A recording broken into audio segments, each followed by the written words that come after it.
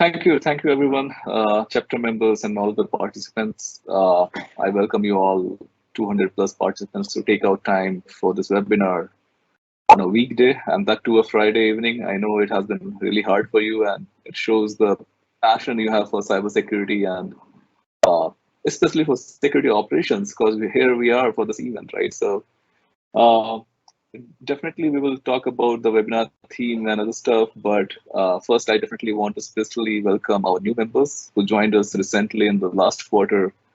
And like we have a very successful AGM where we discussed what we need to do better as a chapter, what are the challenges, and definitely hear candid feedback from all the chapter members. I still regret that we have not been able to do in-person events in last couple of years, which happened due to the COVID and other complications. Um, Usually, I think for the new members, which came up in the AGM as well, right? Like, hey, when are we returning back to the office? So it is same as because we used to do our meetups in a lot of office premises, and because they are yet returned to office and they are still not fully open. That's where the struggle is, and we are considering about those opportunities. But definitely feel free to network on our WhatsApp knowledge group, our LinkedIn page, so there are other avenues where we can connect. Definitely, and we are open to kind of you can reach to all the board members whenever you have to discuss anything. Also, this webinar is special for me, and also I would mention Devendra and Prasanna. Me, along with Devendra and Prasanna, joined the board 3 years back in April 28, I think, 2019. And it has been 3 years now. And when we started this journey together, and as per our chapter bylaws mandates that any board member have maximum of 3 years tenure at a stretch. So we will be stepping down, though we are in the interim helping the new board members to be elected. But yeah, I'm happy and content about the time I've spent in making a positive impact on the local Bangalore security committee. And though the COVID has been harsh on us, we were lucky to have speakers from across the globe. So that was the silver lining on the top, like where we're not limited by geography, where the speakers need to travel to the local meetup site, but we were able to kind of get the best speakers from across the globe and present on the topics we wanted. So yeah, I'm thankful to the entire board, chapter members, present and past. Like they have been supporting us and enabling us to make this happen and bring the esteemed speakers and panelists we have lined up for this evening. And I hope definitely we fulfill the expectations you have around the security operations and automation, which is today's webinar. Those security operations have existed for a while.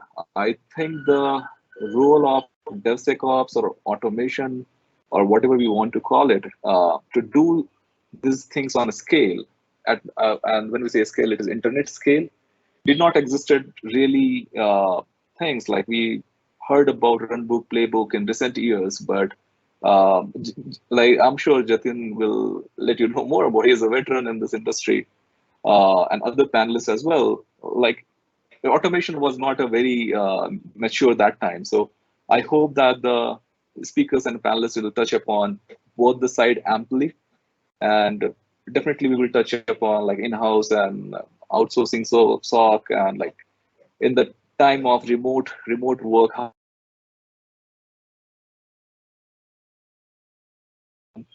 which is regulated and other stuff.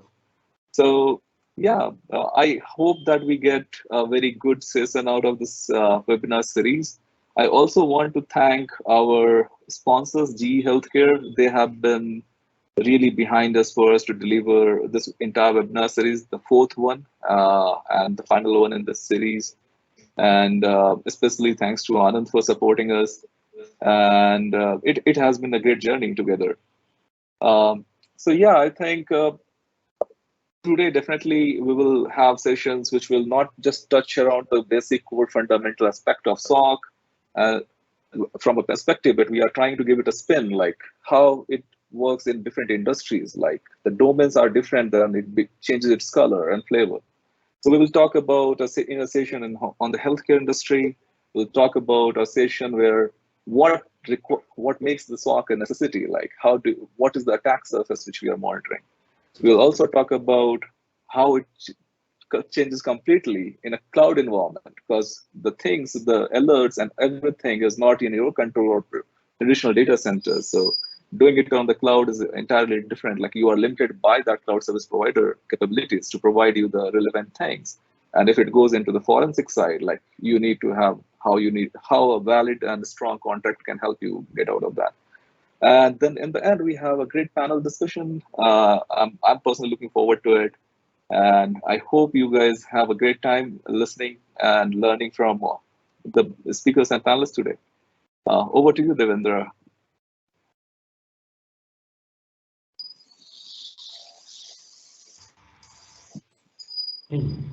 Thanks, Krishna, for this update from the chapter side, and thank you for this.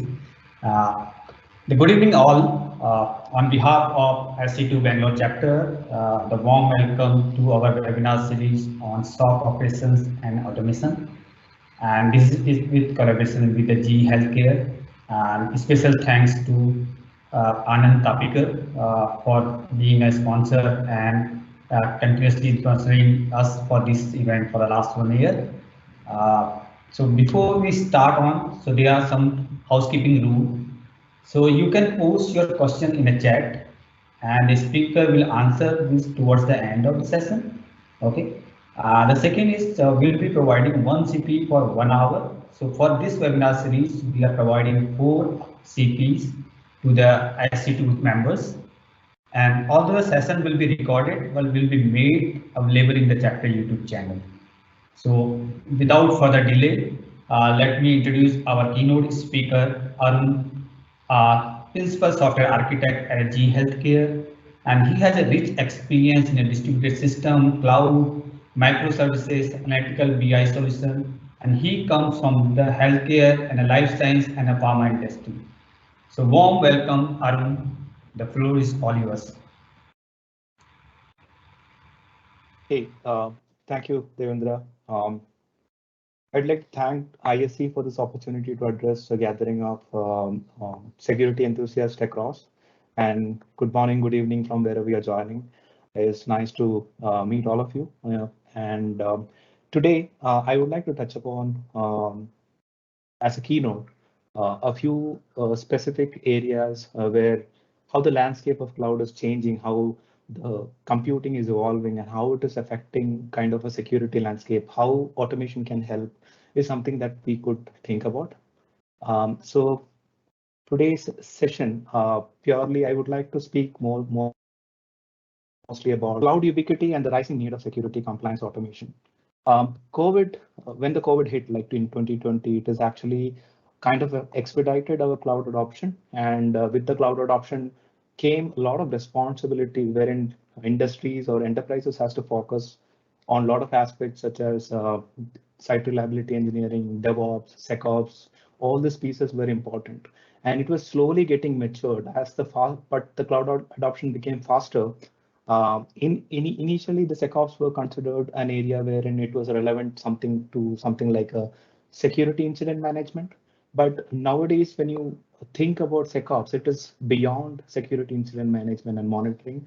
It involves things like security posture measurement, or let's say automation and things like that. Let's look at how the industry is evolving and the landscape is changing, and then we will try to link it with how it is relevant for a security automation professional in this changing world. Something as important as cloud, there is a fact that hybrid cloud computing is emerging, and it is going to change the way we operate with cloud. Computing is not going to be restricted only towards public cloud platforms, and it is going to be ubiquitous. It is going to be everywhere. And statistics shows the fact that there is a potential possibility of 20 to 32% increase in edge computing. Now, it is a very fascinating statistics when you look at all the feature sets that the public cloud infrastructure provides. We have to ponder into the fact that edge computing, why it is so becoming so relevant. Now we will look at the changing landscape, but the hybrid cloud computing brings us to the two core challenges in security. One is how do we measure security posture and compliance across my different pockets of cloud or different types of cloud? And then how do you ensure the software supply chain is secure? Because most of us are doing kind of an e-delivery or maybe updates are pushed in because that is relevant because of any kind of security issues or such. We have the responsibility of updating the clusters or softwares as fast as possible. Now let's look at the um, hybrid cloud computing spectrum, how it is evolving. We do have public cloud infrastructure, which is kind of the AWSs, the Azures, and the GCPs, which is going to be growing, no doubt about it. There is an evolution per se when you talk about vendor provided edges. This is going to be increased as I discussed about the increased market size for the edge computing. This can be an enterprise edge or it can be a 5G enabled edge. In future, since 5G is going to be more relevant, it is very easy for anybody to create a smaller compute infrastructure and act it as an edge and connect to a 5G infrastructure, directly connect to cloud. And that is going to be growing more and more.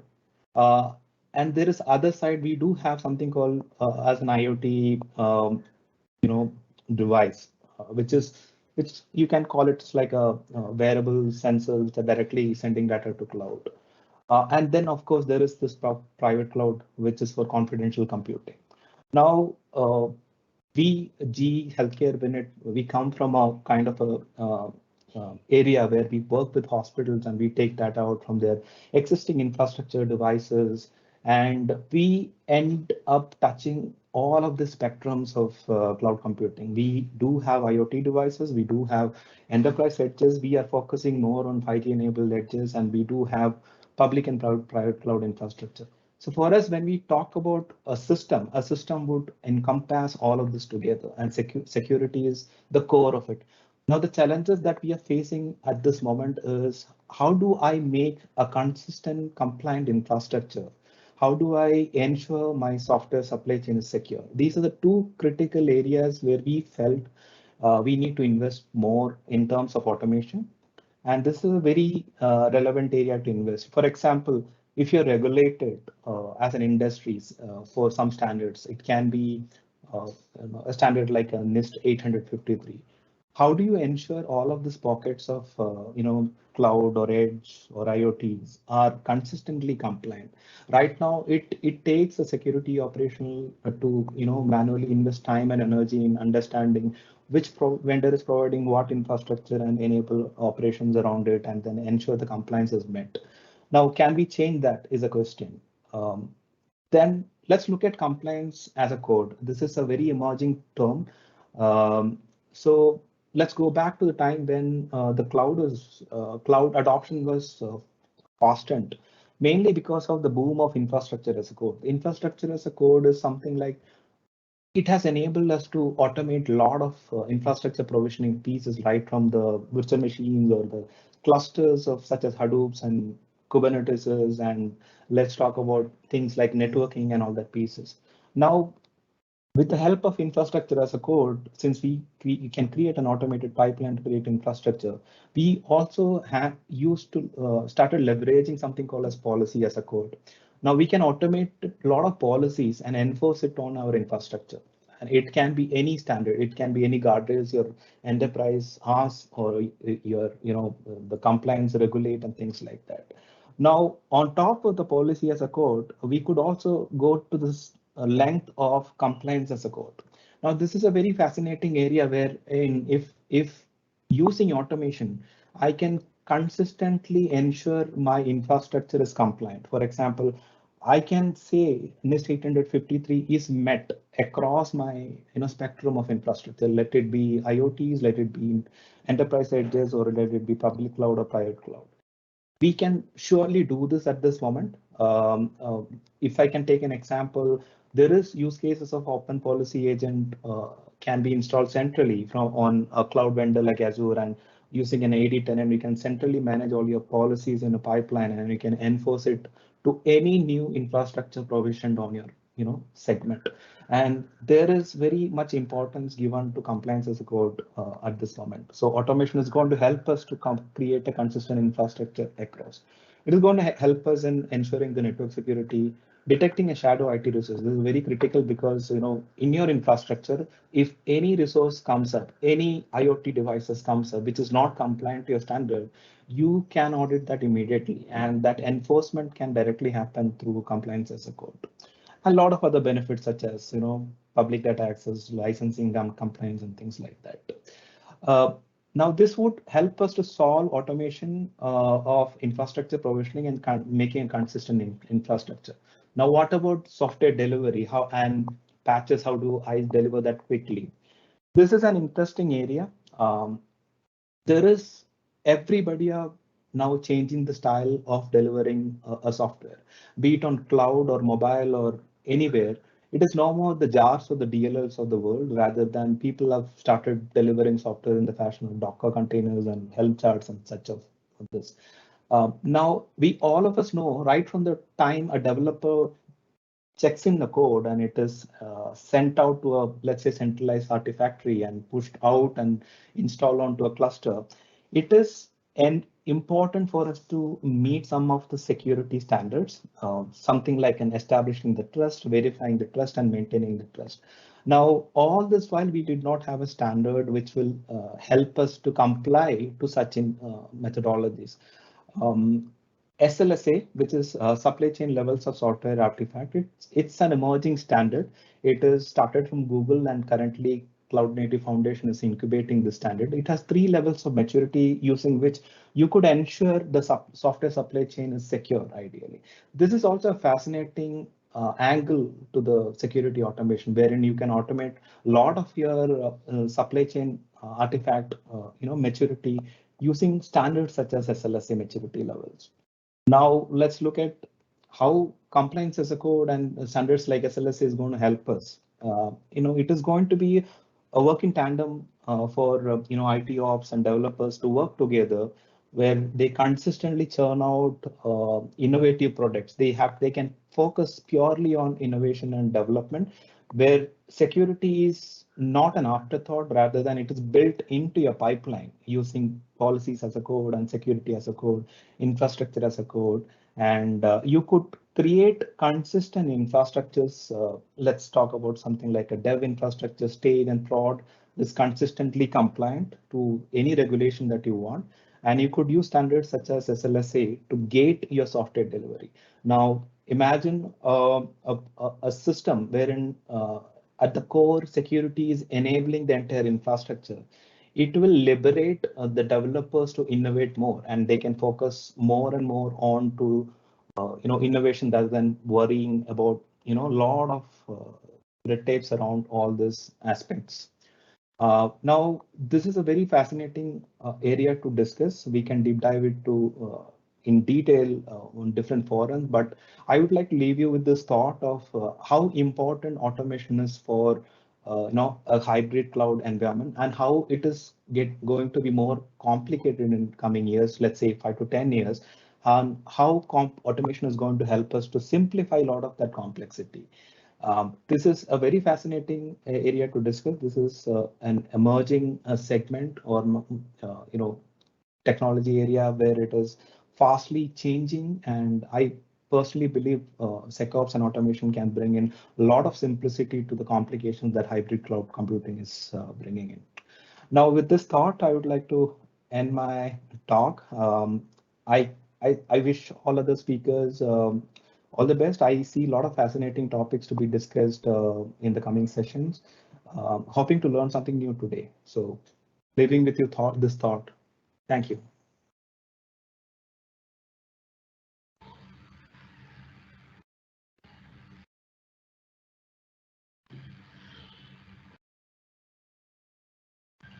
Yes, thank you, Arun, for taking us up on the insight on the hybrid cloud and the SecOps. It's really an insightful discussion, and talking about the automation piece, how the IC automation can help in this hybrid cloud SecOps area. So without further delay, let me call our next speaker, Shyam Sundar Ramaswamy, a senior staff cybersecurity architect with a cyber lab in a GE Healthcare. Shyam is a two-time TEDx speaker, a co-author of the book titled "It Is Your Digital Life," a teacher of cybersecurity, a malware and memory forensic professional, and an international speaker in several conferences like Black Hat, QB, DeepSec, Hackfest, NullCon, and several IEEE forums across the globe. Shyam has also taught advanced attack and defense in a Stanford cybersecurity program and also taught threat hunting in the ICIT MBA Pune. He will be sharing his thought on a topic, the surgeon, the role of the malware forensic in the healthcare industry. Welcome, Shyam. The mic is yours. Thank you, Devendra. Thank you, everybody. Thanks, Arun, for the wonderful keynote. It's Friday evening, and we're all here speaking about cybersecurity. Speaks volumes about our passion for this subject and industry and what we do, right? So I'm super excited to show you what I have for you today. So before that, I just want somebody to confirm that they can actually see my screen, and I'm just gonna play from start. Are you guys able to see my screen?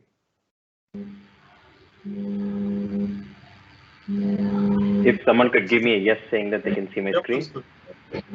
Okay, cool, awesome. Yeah, so if others can mute, it'll be actually helpful. Awesome, cool. So good evening. Welcome to the talk titled "The Surgeon: The Role of Malware Forensics in Healthcare Industry." Thank you for the wonderful introduction. I am Shyam Sundar Ramaswamy, Senior Staff Cybersecurity Architect with the Cyber Labs, GE Healthcare. Yeah, so as I said, I am a two-time TEDx speaker. I have taught classes on malware in Stanford, SCIT, Pune, and several other universities. I've authored the book, It's Your Digital Life. You can find it in Amazon. It's a CNC publication with a London-based publication. And I love just doing malware and memory forensics and cybersecurity investigations. And that's me. I'm a huge Batman fan. That's why you'll see the real Batmobile in my picture right now. So awesome. So let's get to this usual slide that I always talk about, right? What exactly is a threat landscape? So any device that we use at work or home, which is connected to the internet, is part of our landscape. Okay, this is like a common slide, which is there in most of my talks. There's a reason behind it, right? So we need to understand what are the harms of, what are the harm's way and what are the issues that we face when we connect any device to the internet. Let's take this very important device that plays a very integral part in our lives, which is called a computer or a laptop, right? So you would surf mails, it's used absolutely everywhere, right? ATMs, billing machines in groceries, hotels, hospitals, that's where probably I'm going to come to, and lots of places. With a computer, you probably, pardon my silly explanation, you can send emails, watch movies, do online shopping, book tickets, store your Aadhaar data or your passport details. You can even play games. You can do tons of stuff.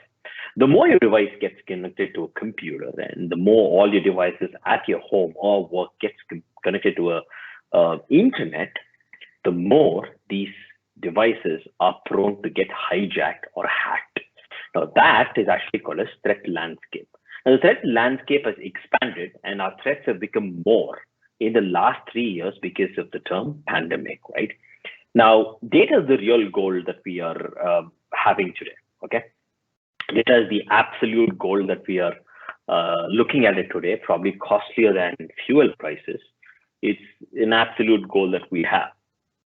Now that data, which is the most juicy data, is there in the healthcare industry today because of the rise of vaccines, the rise of COVID, the pandemic, and a lot of medical devising solutions and healthcare industry has grown multifold, and it's become essentially the most important piece of cake in the industry today. Now we want to take a look throughout the session. How does the threat landscape look? How cyber attacks enter a particular hospital or any organization? What are the skills? Why do you need the forensics to dissect these attacks, and how do you do the same? Is the most important part we're going to take a look at it. That's probably like a summary of what we're going to cover, or like an index of a book that I've actually given you. So all fair and square, every cyber attack, at least 75% of cyber attacks usually start with something called as an email. Okay. So what you see on the screen right now, sorry, yeah. Quick interrupt. Your slide window looks very small. It's is it? Maybe some setting issue or it's very, very small. Yeah, I'll see. It's getting better now. Yeah. It's fine. Is it fine now? No, it's small right now. It got better slightly in between. Is it fine? It wasn't still full, but it's better than the earlier one. Oh, this is okay right now. It's still not the full screen, but One second. Let me take a look at it. Is it better now? Or maybe it's because of my monitor. Yeah, it's going in a horizontal fashion, Shyam. Okay. Now? Not really. Alrighty. Just give me a second. I'll figure out what can we actually do. Hold on to this. It's like in the center, it's a square, and like there are a lot of black areas on all the corners. Yeah, that's probably because of the widescreen monitor that I actually use. Let's do one thing. I'll do this. Okay. And let me do this. I do this here, and then I play it from the current side. Still goes back to the same thing, right? Okay. It's a widescreen view for now. Okay. There's never been a problem in the past. But okay. Do you mind if we do it like this? Is it fine now if we can go through the slide like this inside the full slideshow? I'm not sure, but yeah, I think let's do the slide slow. Okay. If you just quickly could probably do, then I can probably change your monitor and then see if it actually works. But it'll probably take a couple of seconds to do it though. It's better, Please go. This is not visible. Okay. Okay, cool. I'll do that. So thanks for pointing it out. I didn't expect this to happen. But yep, let's play this. Let's just probably take a second. We fine now. Okay.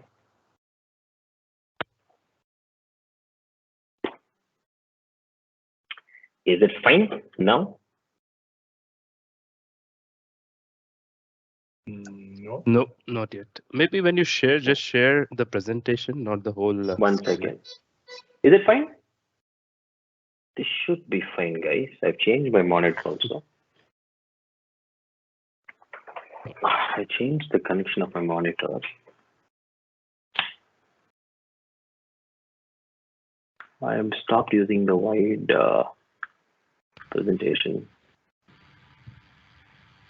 You can see You your want to desktop share now. again? You can see your desktop now. You don't see it right now. Now it's a different desktop. Now like the monitor. Can you change resolution? Maybe that helps. I changed the resolution. Okay, this is strange.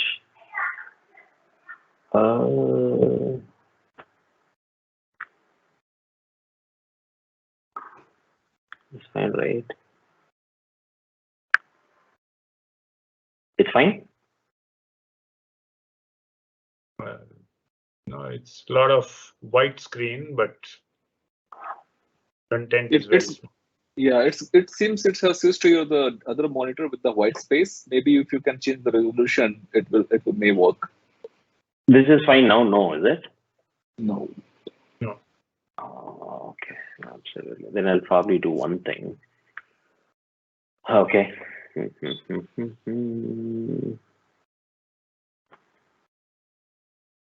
Okay, I've not faced this before. Usually doesn't happen with my monitor. I don't know why we are facing this. Okay.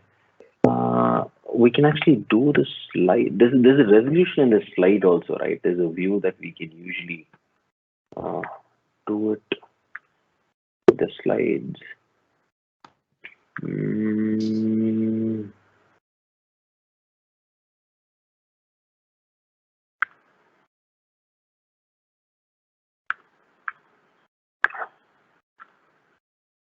All right, let me do one thing. Just give me a second. We'll sort this out. Just probably join from the laptop if that helps. We can do that. Sorry guys, I'm just losing the flow of it. I hope we haven't lost much time here. Okay. Cool.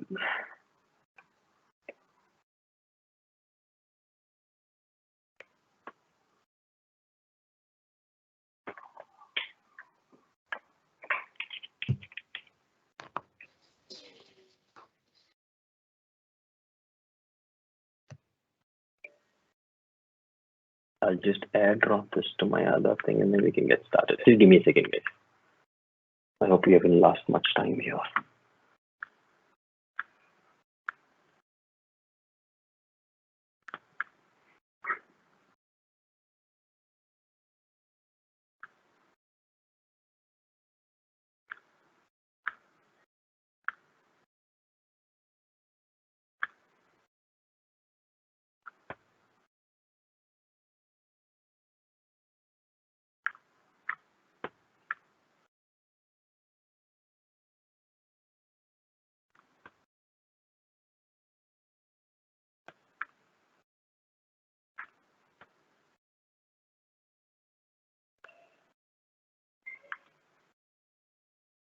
Okay, Devendra, I think can we request for people to submit questions while we are trying to fix this?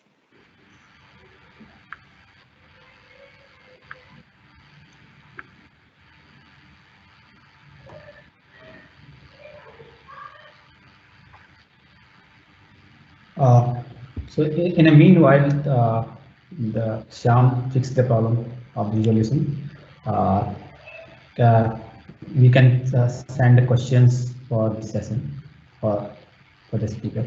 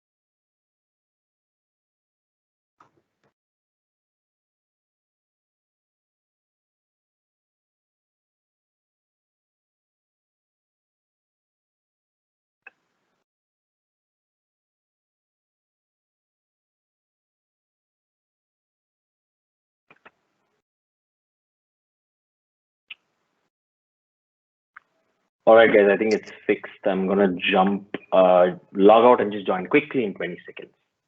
Okay.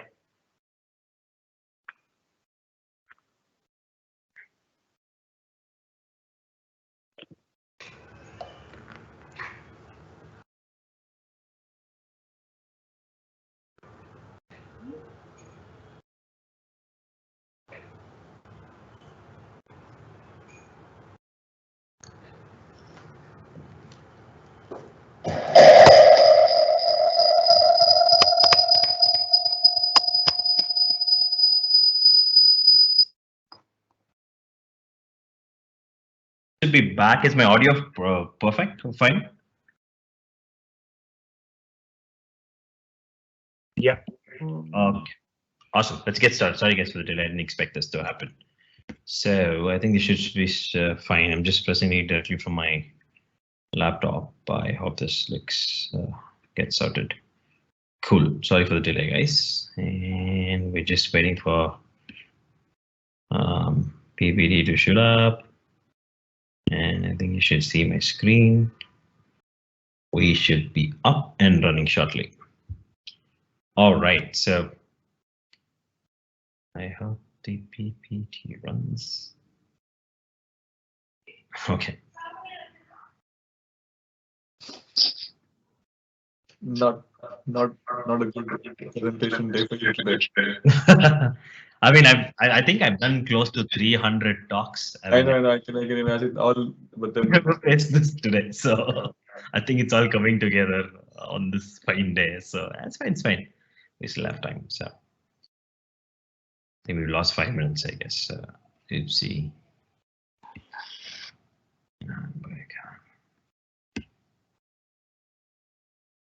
Now at least we are seeing clear data, Shyam. Thanks for doing this. Sorry? Now we can see it clearly. So yeah, I had to switch to a computer. I was on another desktop, and then I had to move to this, and probably you should be able to see. Yeah, I think it's a day now. Yep. Good. Awesome. Thanks for doing this. No worries. Just have this 2-3 backup computers always running with me. So, yeah. Okay, it's fine now. Awesome. Okay, you can see this perfect, right? Cool. Alrighty. So what exactly happens is, right, emails become the primary factor of malicious attacks. Okay. Now, first things first, what actually happens with an email is basically, can somebody mute yourself, guys? Because I hear a lot of distortion from outside. If somebody can mute, that'll be really helpful. Cool. Okay, first things first, what actually happens with email? Email forms the predominant set of attacks for any malware campaign. Okay, we refer to a campaign when it particularly hits one section of the crowd, when somebody, you know, is basically targeted here. Now here, say for a hospital network, right? Somebody receives an email. That email actually says that, hey guys, you know what? You have an email escalation for an invoice that you probably have not used or opened for the last 24 hours, or saying that for the last 10 days, you've not made an invoice. This is a revised payment. Now, this installs something called as fear, right? Somebody in the hospital network, if it's probably sent to a receptionist or probably to a doctor who is connected to the network, or he just opens this in a system, faces a lot of problems. Now, how a simple email with an attachment, what you see on the screen, is actually called as mal spam. When malware is sent over an email in form like a spam, poses itself to be a legitimate email, though it's a spam, it's called as a mal spam. That forms predominantly 75% of the cyber attacks that we see today in the network. So this is basically the art, right? When you open, it says a protected document. Now that Microsoft has disabled the macros or the enable editing concept, it does not create problem anymore. But predominantly, most of the times, this is how it actually looks. Now, for hospitals, it usually says patient data, urgent payment, and it can be tons of other social engineering tricks, which will make sure that you enable this. Now, the moment you enable this, your computer gets infected. How? Now, look at this. I mean, this is actually called as the Jack in the Box. The moment you press this toy, right, this is going to come out. Okay. Now, if you wind it again, it's going to go back to the same position, right? This is actually called as the automated way of running a toy. The toy is basically programmed or built in such a way that the way that you press it, it's going to come back, and way that you wind it, it's going to probably go back to this position. Now, this in computer terms is actually called as macros. The moment you do something, this is going to come out. Similarly, in a computer world, the moment when you basically open something, this is what actually happens. The moment you open the Word document, where it is so convincing for you to open the Word document, there is this small piece of code, which is called as the macros, triggers something called as auto open, which means the moment I open this Word doc by pressing this enable edit button, I'm going to unleash this piece of malware.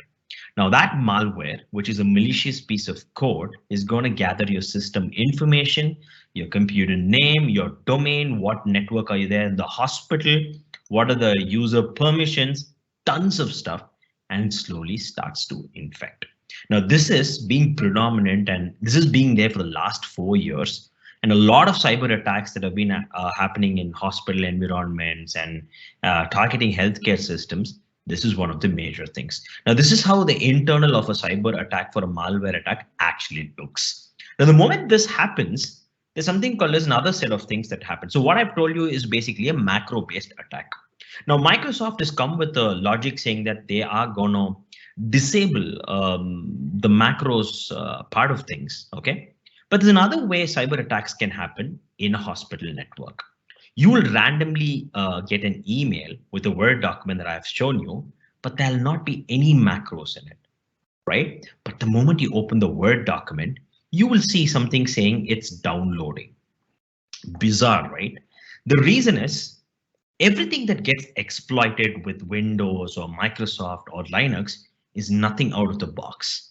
Any cyber attack that happens on a computer is just based on the functionality that is offered by the operating system or the product that's built on it. Attackers leverage functionalities of products, nothing out of the box. Now here, this again is a Microsoft's functionality. I'm going to tell you how by just opening the Word document, you're going to infect your entire hospital network and your computer. Well, I'm going to show you a little piece of magic. Have you ever known that the Word document is a archive, which means it's actually a .zip file? Now, Microsoft works in a very different way, right? There are tons of things, like probably I would put it as a Google map, right? When you open a Word doc, have you ever wondered how the font size, how the images, how the contents is actually presented to you by just opening a Word doc? It should be transported in some sort of a manner, and your computer, which is your operating system, should know, hey, where do I go and look for these images? Where do I put this in order? Well, the Word document actually contains something super interesting like a Google map. Okay, there's an XML file that you see here, right? Web settings and other document.xml.rels. It's like a Google map in an XML format, which basically tells the computer saying, hey, I think you've opened a Word document. If you see there's a Word folder, go inside this to look for the images and the text. Now go inside this to look for your pictures and other interesting things. Now that's how this whole thing actually happens. Now, what happens here, what attackers do is like the moment you open this Word doc, how do you get infected? You see that it's talking to an internet. How is it probably possible? The reason is Microsoft has a settings called as internal and external, which is inside the settings.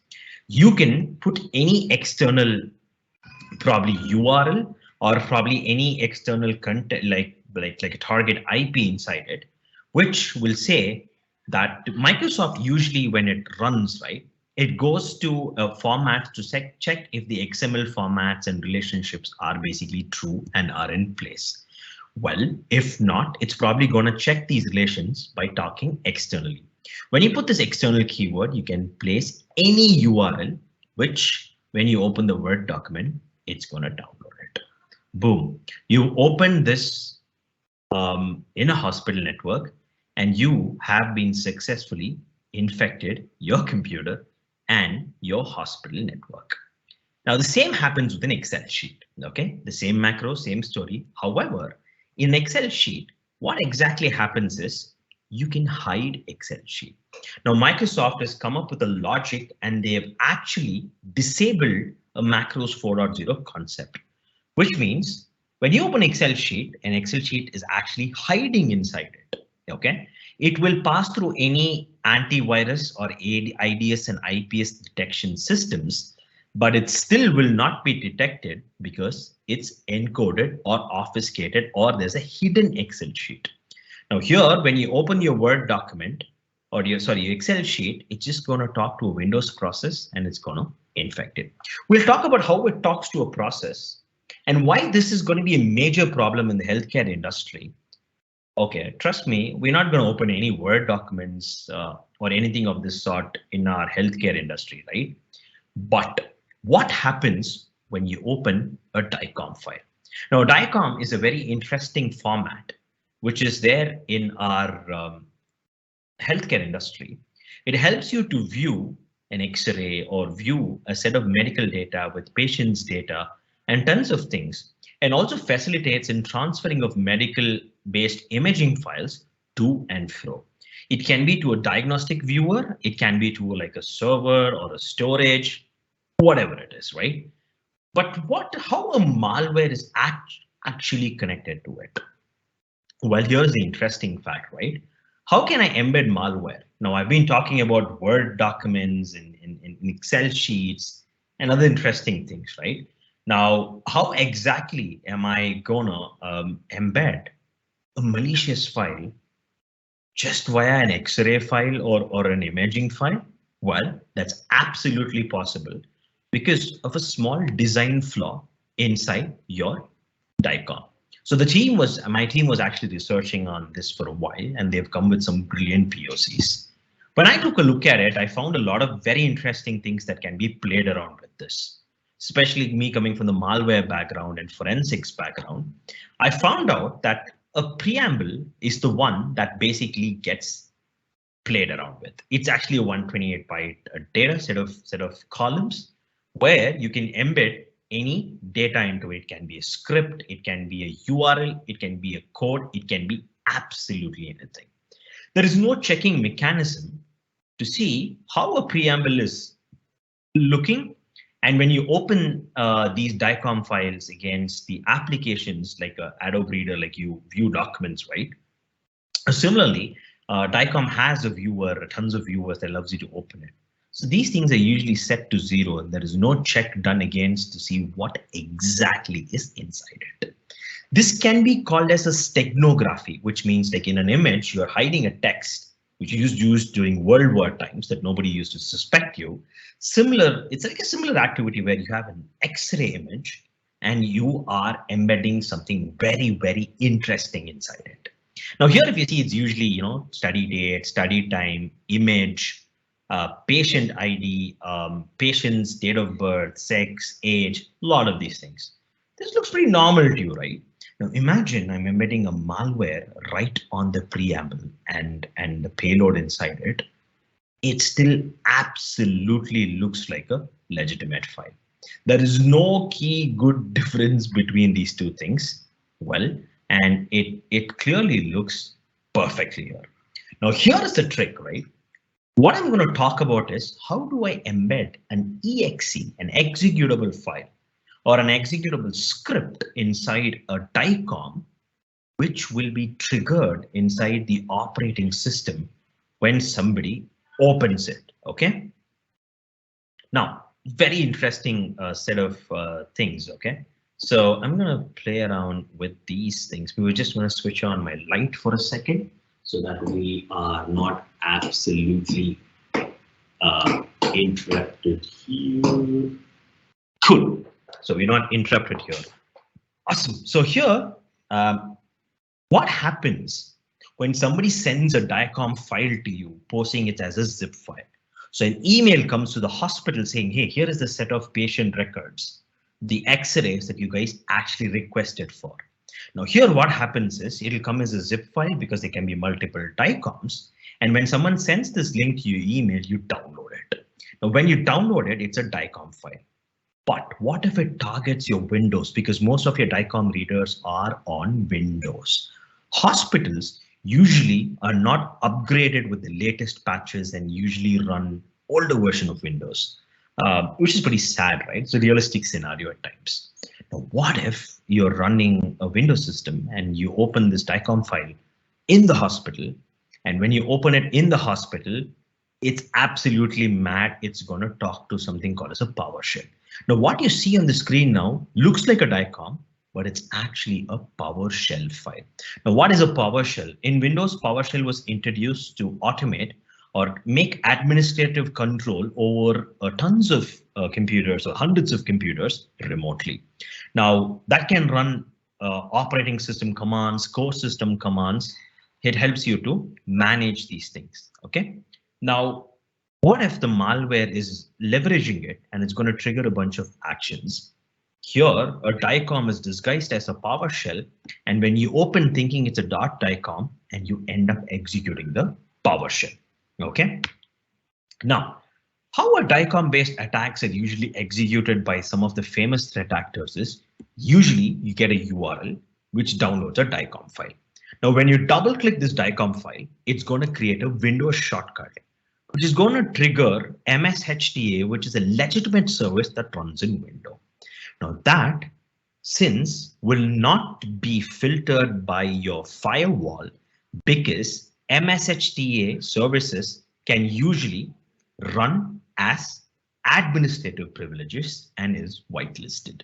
Now that is going to download the real ICE ID, which is actually a family of malware, and then it's going to drop a DLL, which is a dynamic link library in Windows.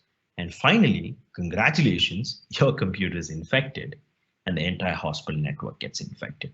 Now, this is how a DICOM based, PE based, or like an executable based, which gets dropped inside a Windows computer.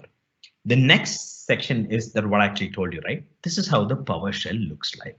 You would probably think it's a PDF, but when you right click on that PDF and you see it's actually a DICOM application, it's not a PDF.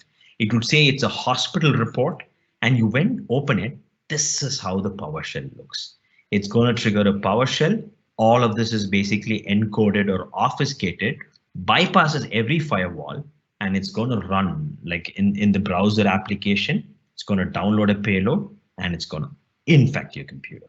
Now, what is very important, right? We've been seeing these three different interesting things where I'm saying that this is going to infect your Windows computer. It's going to use a legitimate process. It's going to do a tons of stuff I was actually talking about, right? Well, you need to understand something called as a process in a computer. A process is like a locker room in Windows, right? Every locker room has a space, especially in Windows. A process can access another process's memory.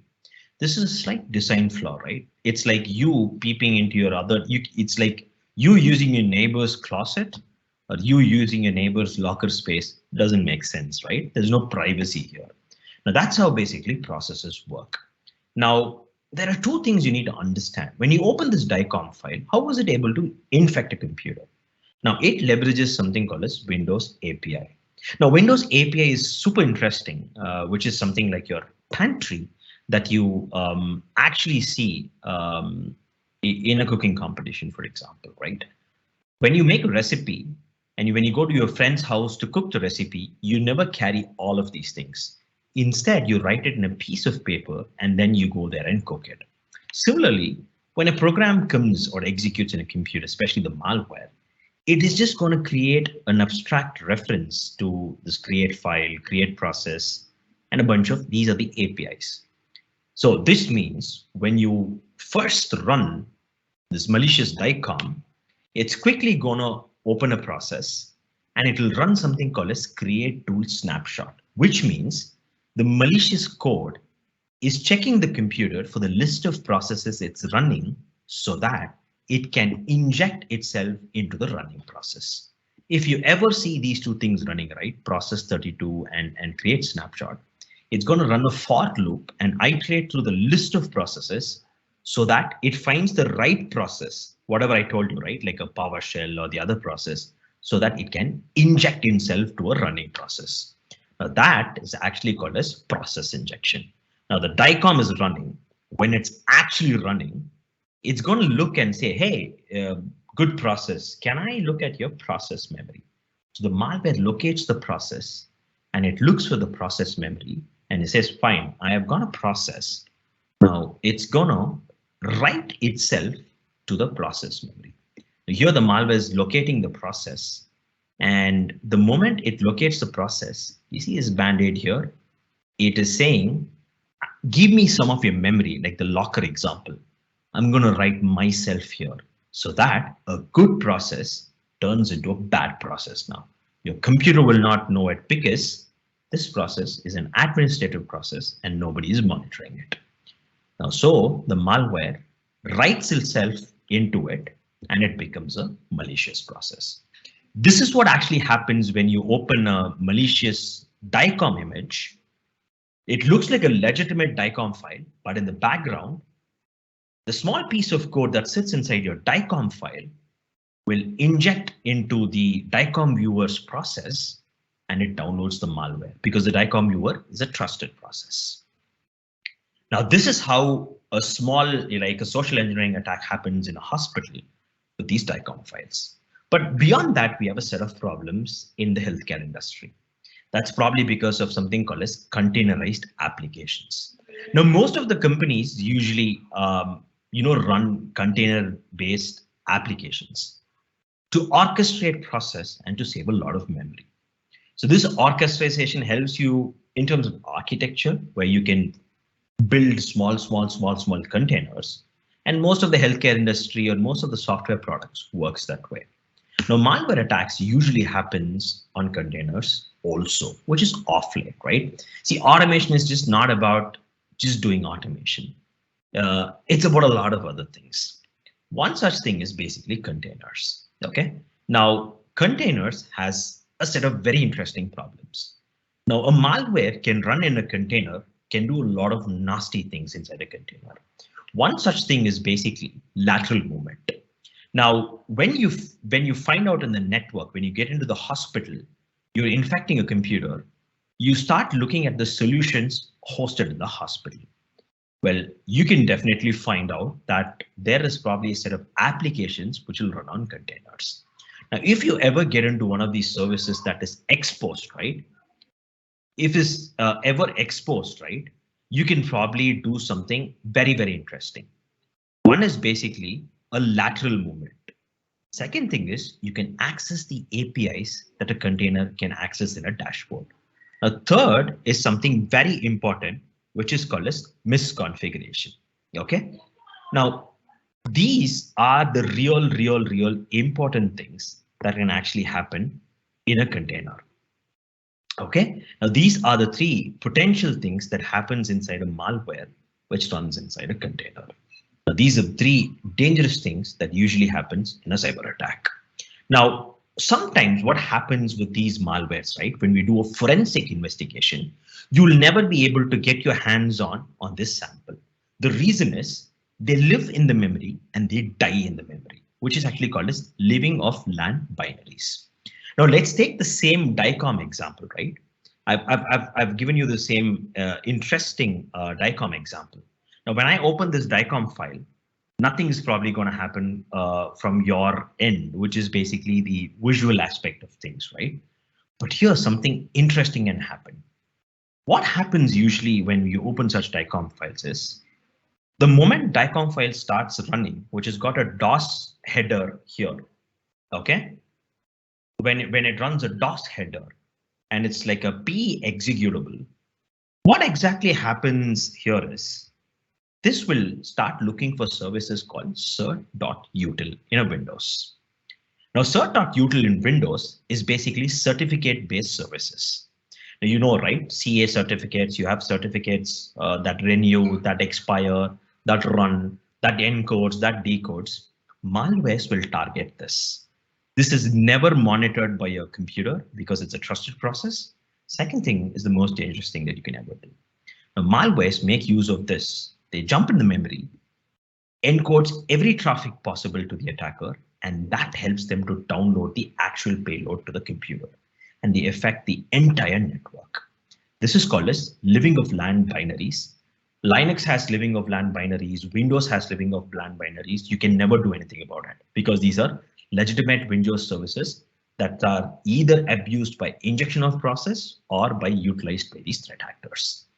Now, a lot of effort goes into it. This is one of my sample boards that I actually use. This is how we solve malwares.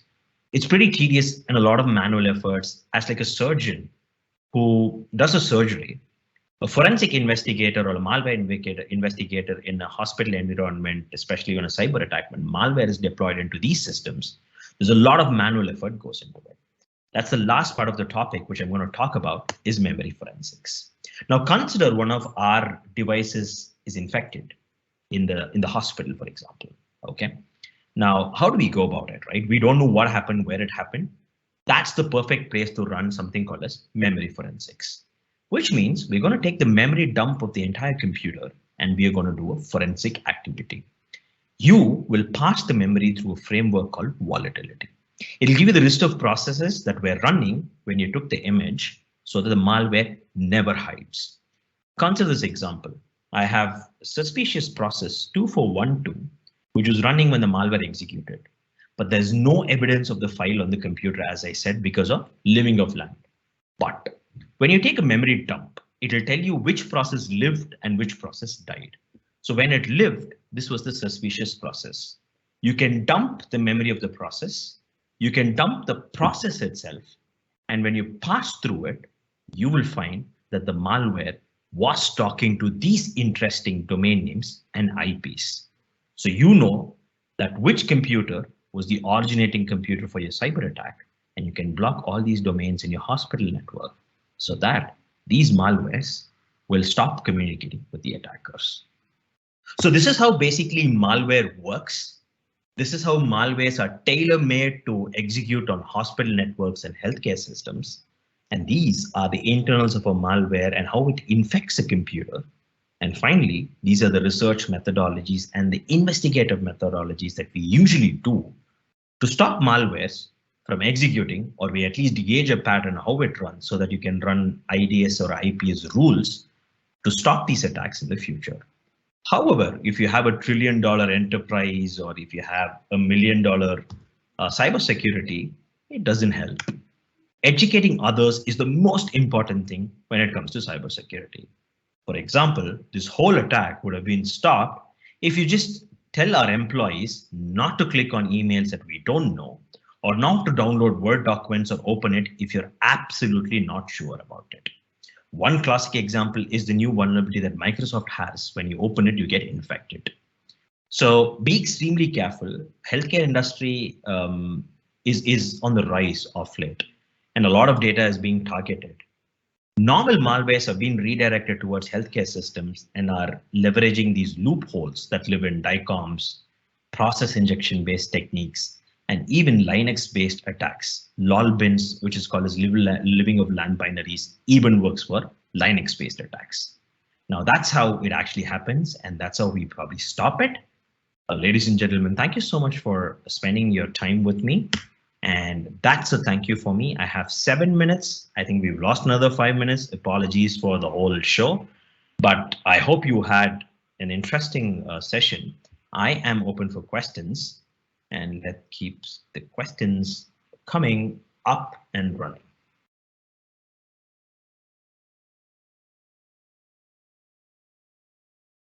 I think you're on mute. Devendra, you're on mute.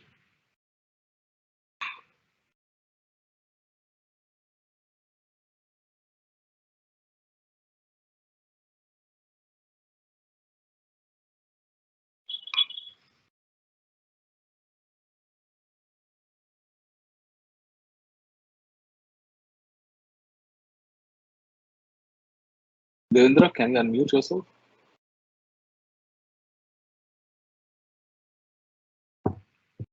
Just give it a brief second to unmute. Like,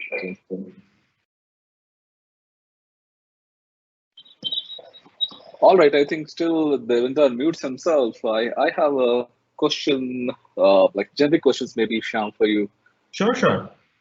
So it has been like the fileless malwares have been catching up some attention lately. Like as you said, like there are some things which live in the memory.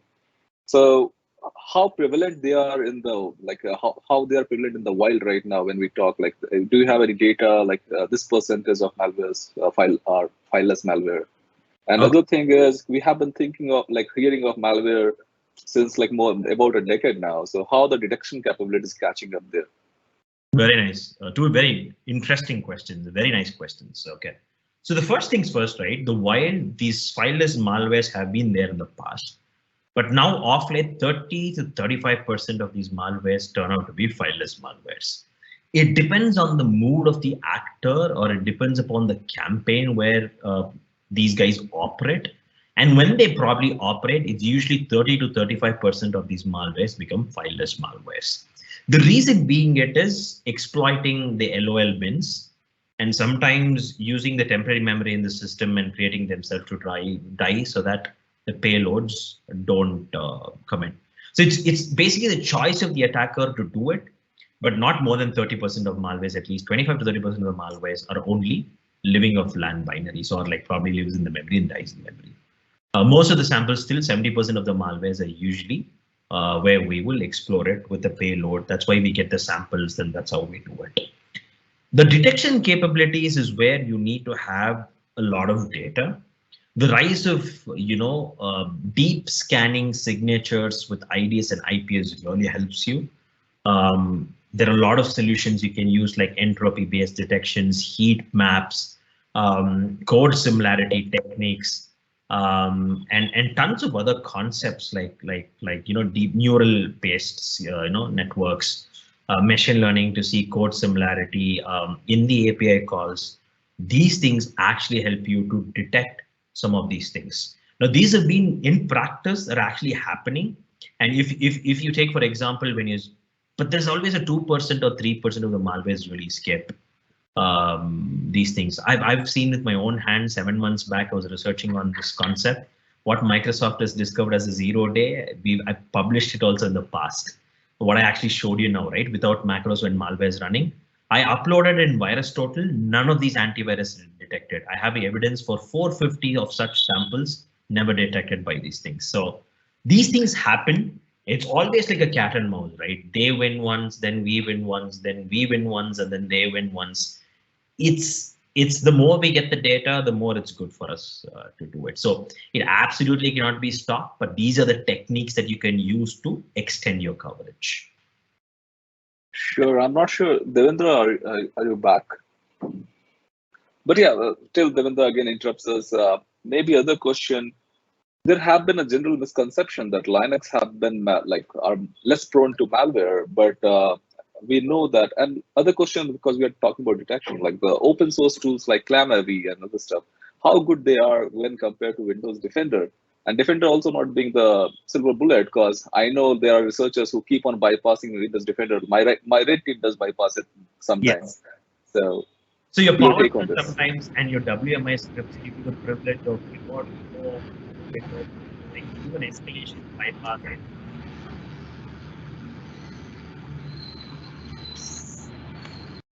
Okay, awesome. Now, so that's why, right? When it comes to like this Windows Defender, right? You have these PowerShell privileges that helps you to bypass the execution, execution bypass privileges and all those things. That's one side of it. You're answering to this question, right? How good is ClamAV? So the open source always has only a limitation, right? The paid feeds like Kaspersky and these feeds, they do a little bit of machine learning and deep scanning. So using these feeds always in our products will enhance your security to 360 degrees. One reason being here is sometimes the public submissions, when we submit the sample saying that we're not detecting it, some of these antivirus companies really take it seriously, not the open source people, right? Because there is an active team that's running on it. They take the sample, do the analysis. There are machine learning algorithms, attributes, behavior-based detections. That's probably fast to these feeds. That's why they are very comprehensive. What was your first question? I'm sorry, I missed that part. The second was the ClamAV. What was your first point? I'm sorry, I missed that. Yeah, it was like Linux people feel that like virus and malwares are like they're less prone when using Linux. See, that's an absolute myth. Okay. The reason why Windows keeps getting targeted is the availability of Windows. You can see Windows in hospitals, petrol stations, petrol pumps, billing counters, restaurants, everywhere you see it in railway stations, Windows. Now the footprint is more, and the juicy data is basically there, right? The more the outreach is there, and compromising processes in Windows is pretty fast and easy. Whereas Linux, I'm absolutely not going to say that it's unhackable. You will see tons of Linux attacks and container-based attacks happening in Linux off late. The route to get to the core of the Linux is pretty, the way it works is different. You'll have to preload a library, force the operating system to load your library too. Whereas in Windows, which I showed you just now, one process can peep into another process's memory, which is like a design flaw by itself. It was built to do troubleshooting, but it was abused. That's why Windows is more abused rather than Linux. Mac OS, Linux, all of them have malwares, and yeah, there have been a ton of cyber attacks. Hey, hi. Thanks, Krishna, for covering for me. My screen got freezed. No worries. So, Sham, the next question we have is on like the forensic tool and the malware forensic tools have been changing now, right, over the time. So, are the new set of the tools which we are using the deep learning AI ML tech to enhance their capabilities? So the forensic tool basically goes a step deep to look into the file itself. So it does not necessarily mean it uses AI ML to do dissection. When it comes to detection capabilities like IDS and IPS, learning about the patterns, automated tools, then definitely AI ML is coming into picture. They have a data set. They constantly get trained, fed, and all of these things. But when you're doing an analysis on a manual analysis on some of these tools, right, this is not required. But if you're doing a scan or an automated assessment on some of these files to do a study to get you the indicators, definitely they get updated frequently based on that. So forensics is basically sometimes 90% is a manual activity. So you have tools that helps you to go to the core of the file and to see how it interacts with an operating system when executed. You would possess the knowledge of what is bad, what is good, what is suspicious versus the automated sections. Okay. Thank you. The next question, Shyam, we have here is the skill set required for the forensic analysis is adaptable, or does it require out-of-box thinking?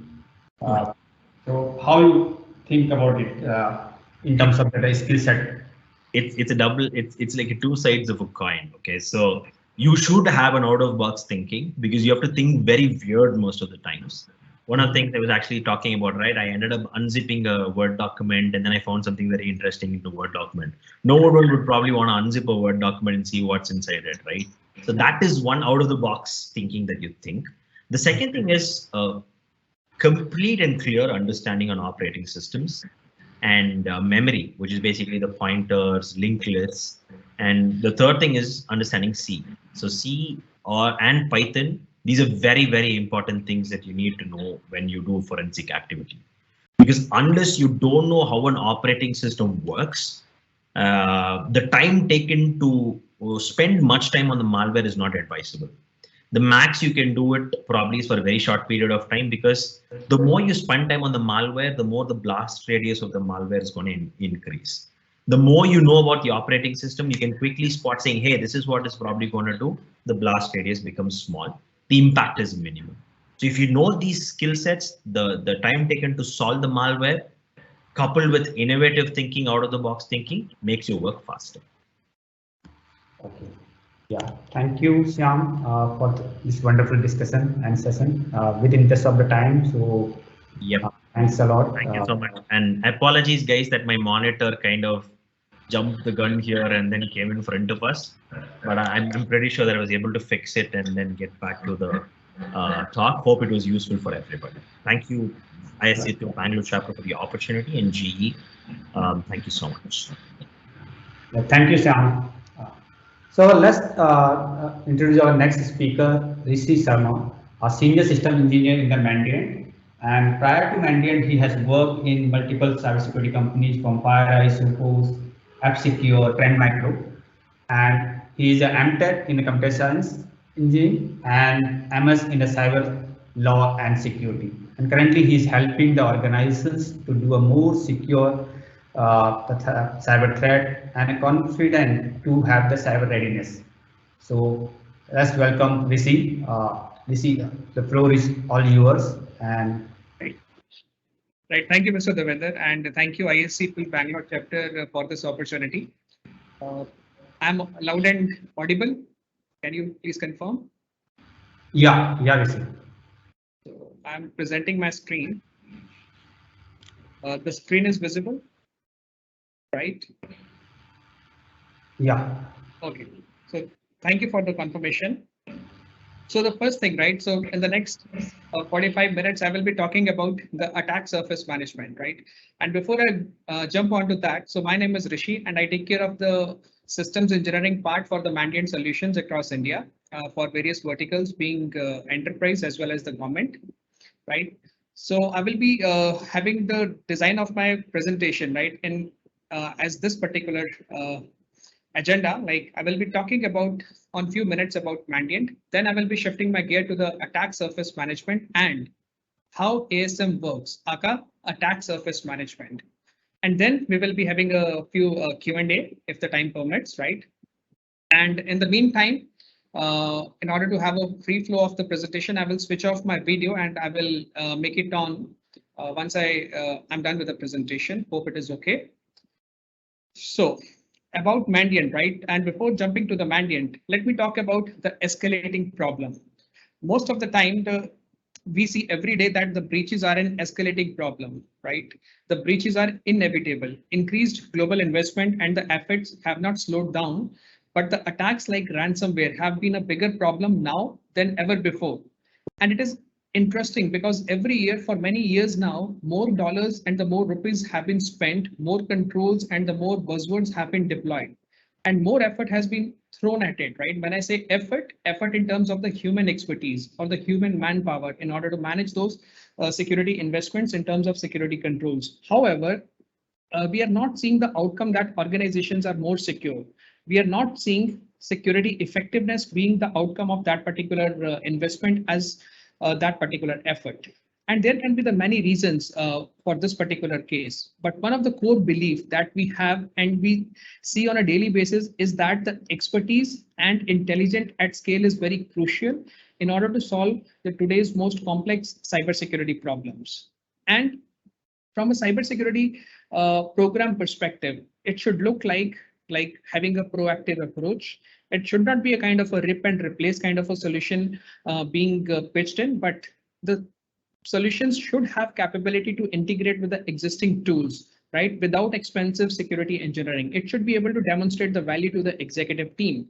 And the scaling is very mandatory with the automation and the trained experts, I would say, and optimizing the resources. It's not about replacing the resources, but how we can optimize and how we can quantify the performance of the security effectiveness.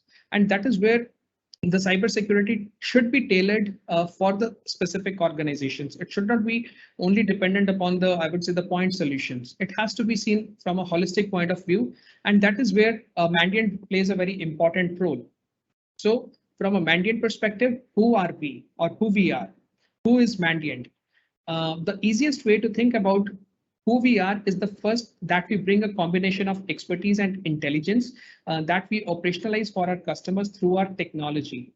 And the core foundation of our to our expertise and intelligence is the incident response practice since 2004, or the cyber forensics capability since 2004 that we bring onto the table. And that is where the Mandiant is being, I would say, called upon as an emergency room of the cybersecurity incidents. And we are the first boots on the ground for every incident that matters. And we are doing over 200K hours on a, I would say, a year for the breach response, right? If we do the simple math of 200K hours per year, it is like 23 years of the incident response every 12 months. So in addition to that, we have a nation grade adversary intel. We have a large analyst team in the multiple countries in the speaking multiple languages, all digging and identifying exactly what the attackers are doing, right? Because there are two aspects to it, knowing the enemy and knowing ourselves. So knowing the enemy, that is where the threat intelligence plays a very important role. So we gather the machine intelligence across our technology stack, including the alerts and events, right? And the operational intelligence from our frontline, I would say the incident response capability. And what we have seen is like the ultimately, right, a very holistic view of the attack lifecycle to what attackers are doing in the morning, though how they have changed their TTPs. When I say TTPs, it is the techniques, tactics, and the procedures. The attackers will change their indicators of compromise. But when we talk about the pyramid of pain, right, the TTPs are the very crucial aspect. Attackers have a great pain of, I would say, amount of pain they need to go through in order to change their TTPs.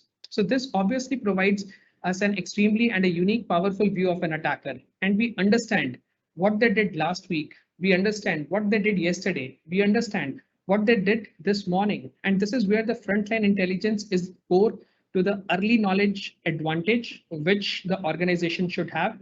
And we have around what the adversary is doing. And ultimately the foundation for what drives the best detection and response outcomes in the industry for the customers, right, to which the Mandiant is catering. So we are very much a kind of, I would say, vendor agnostic, right? And we have been there in the industry since 2004, started from the, I would say, incident response as a capability, and seeing the incidents to which we have catered, like which are publicly available in the news as well, right? So that is where we come from. So now let me shift my gear to the attack surface management, right? And before going to the attack surface management, right, I want to talk about the evolution of the IT, right, which makes the security jobs much more difficult in a current scenario. Right? Before we discuss specific challenges of an attack surface, we need to understand the evolution of the IT and security, which is making the job harder for a variety of reasons. So the reasons are, I would say, a lot of reasons, but I want to emphasize on these particular 4 reasons. The first is the digital transformation and the organizations moving onto the cloud. And this is happening inside every organization. Even the most cautious IT leaders who said that they will never move onto the cloud or were not early adopters are there now and are enabling new services into the environment. And this presents all type of visibility challenges. So when I say visibility challenges, what are my internet facing assets? From having access to the new environment spun up without the security team being aware, to having difficult maintaining the containers or the services. Like as an example of this comes from a recent research paper where I would say we have spun up 320 honeypots and 80% of those honeypots were compromised under 24 hours. And this occurred due to the weak SSH accounts as well as the other unknown vulnerabilities. And it is very imperative that security teams and security operations have the visibility across their attack surface.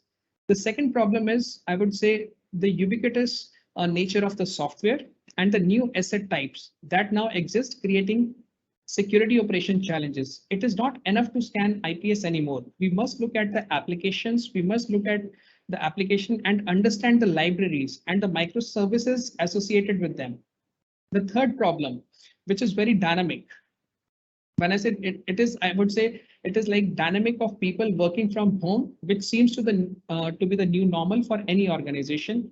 And this creates a situation in which enterprise assets are now at home, including the assets like router or a child's device that was taken to school and then brought in home. And these devices become, I would say, the job of a security team to protect regardless of their physical environment. Finally, the consumerization of technology and enablement of putting more capabilities into the employees' hands related to the cloud. Virtually anyone can spin up the AWS instance or Azure or a Google Cloud instance with a swipe of a credit card. And this becomes another element of the attack surface, which is very difficult to manage and enforce policies in these environments. And this creates a situation in which a security team struggles to gain the visibility, right? So we need to provide them with an awareness that assets exist and help them identify those areas where exposure is already occurring or is likely to occur, to provide them with a searchable place where the information is cataloged ahead of the threat, right? Which helps the organizations to become much more proactive, right? And that is where ASM plays a very important role. When I say ASM, the attack surface management, right? But before I proceed, what is ASM, right? The Gartner defines ASM as the processes, the technology, and the professional services deployed to deliver the external facing enterprise assets and systems that may present vulnerabilities, right? So let me take a very I would say the use case, the example or a scenario. If I am the attacker and I want to compromise an organization, which is abc.com, right? The first intent will be, how do I penetrate in that environment? In order to find the penetration, I would say the asset through which I can penetrate, I need to do a proper reconnaissance, like how I can view the organization and how do I understand and get the insights about the internet facing assets and what is running onto them, what is vulnerable, which vulnerability I can exploit, right? And that should be the key intent, right? When I want to attack any organization. So attack surface management is the tool which organizations can leverage so that they can also perceive what is their internet facing assets and how the attackers are viewing that particular organization, right? So key elements which I wanted to highlight, right? It is the attack surface management is relatively a new category and there is a lot of confusion that exists, right? what we need to do is we need to educate and influence, right? In terms of the adoption of the attack surface management, and this particular market is still under consolidation. Most of the time, you might be having a question in mind, discovering the assets, right? And discovering the vulnerabilities. That can be the use case of a vulnerability scanner as well, right? So ASM and vulnerability management tools, they are not exclusive, they are different and they are complementary. So the key difference which exists between the attack surface management, right? It helps you to discover what you don't know, right? You just need to put up some seeds. When I say seeds, that will give what to search, what my internet facing assets will look like. For example, certain list of IP addresses, the domain names or the subdomains, like looking for more than vulnerabilities, which also includes the misconfigurations, exposures, and holistic and the continuous reporting. Whereas the vulnerability scanner, like it is like scanning what you know. We just input the IP addresses, right? That doesn't do the discovery part. It solely focuses onto the vulnerabilities with ad hoc reporting, right? That is, I would say, the traditional approach still exists and it will continue to exist, but the evolution is the key. The adoption of the attack surface management, right? Discovering what you don't know. How to discover that? Using seeds. When I say seeds, like we plant a seed and it grows, right? So what we do is we give a small input to the attack surface management, which will be doing a continuous kind of a recursive scanning in order to discover the assets related to your organizations. When I say assets, these will be the internet facing assets. So let me shift to the more details about the attack surface management, like how it should be working, right? And what as an outcome should be expected from the attack surface management. So attack surface management can help answer fundamental but critical questions for the organizations. For example, what do we have? What is running? And what are the vulnerabilities on those particular assets which are running? So ASM, which is attack surface management, answers these questions by automatically taking inventory and graphically mapping the extended enterprise to show what the organization has, right? And through integrations, the ASM can show the security teams what is running on those assets, and ASM can also show the security team what and where the vulnerabilities exist in the environment to help reduce the risk, because it's a risk-based approach, right?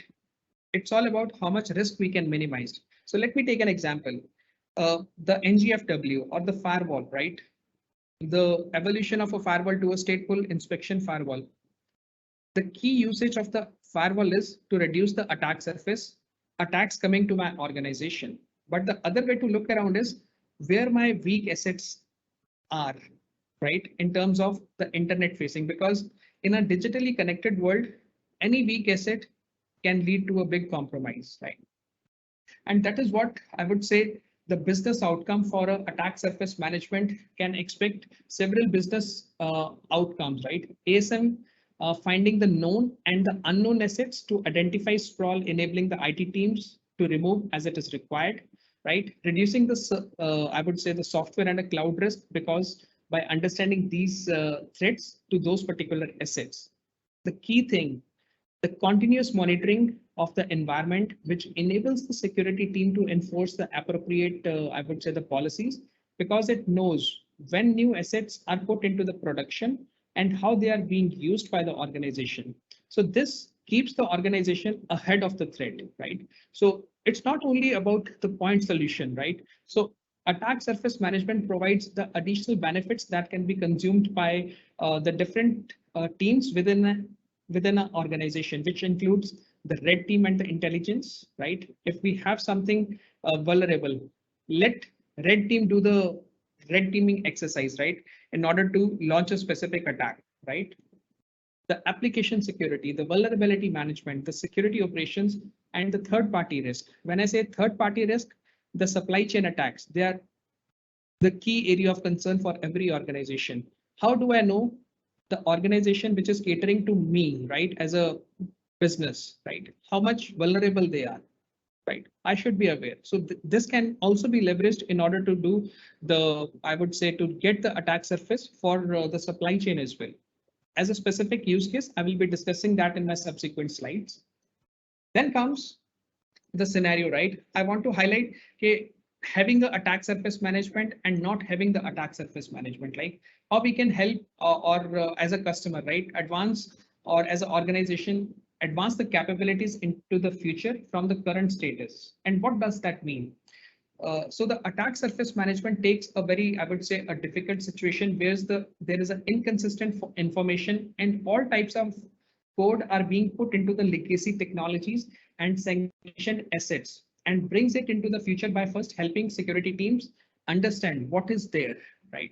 So the attack surface management should be able to help, or I would say the cross-reference that with the intelligence that is available. It should know the attackers are using a particular vulnerability, and that vulnerability exists on the specific assets which need to be there onto the prioritizing list, right?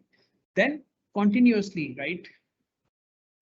scanning, so that rather than spending time chasing down all the things, the conversations are elevated and the security teams are able to work with the application teams, with the developers and the administrators to, I would say, proactively in order to put the policy around that, how the cloud resources are being used, and ultimately to build a working relationship when there is an exposure, so they can pick up the phone and say, we need to fix this particular vulnerability and we need to do it now ahead of the threat, right?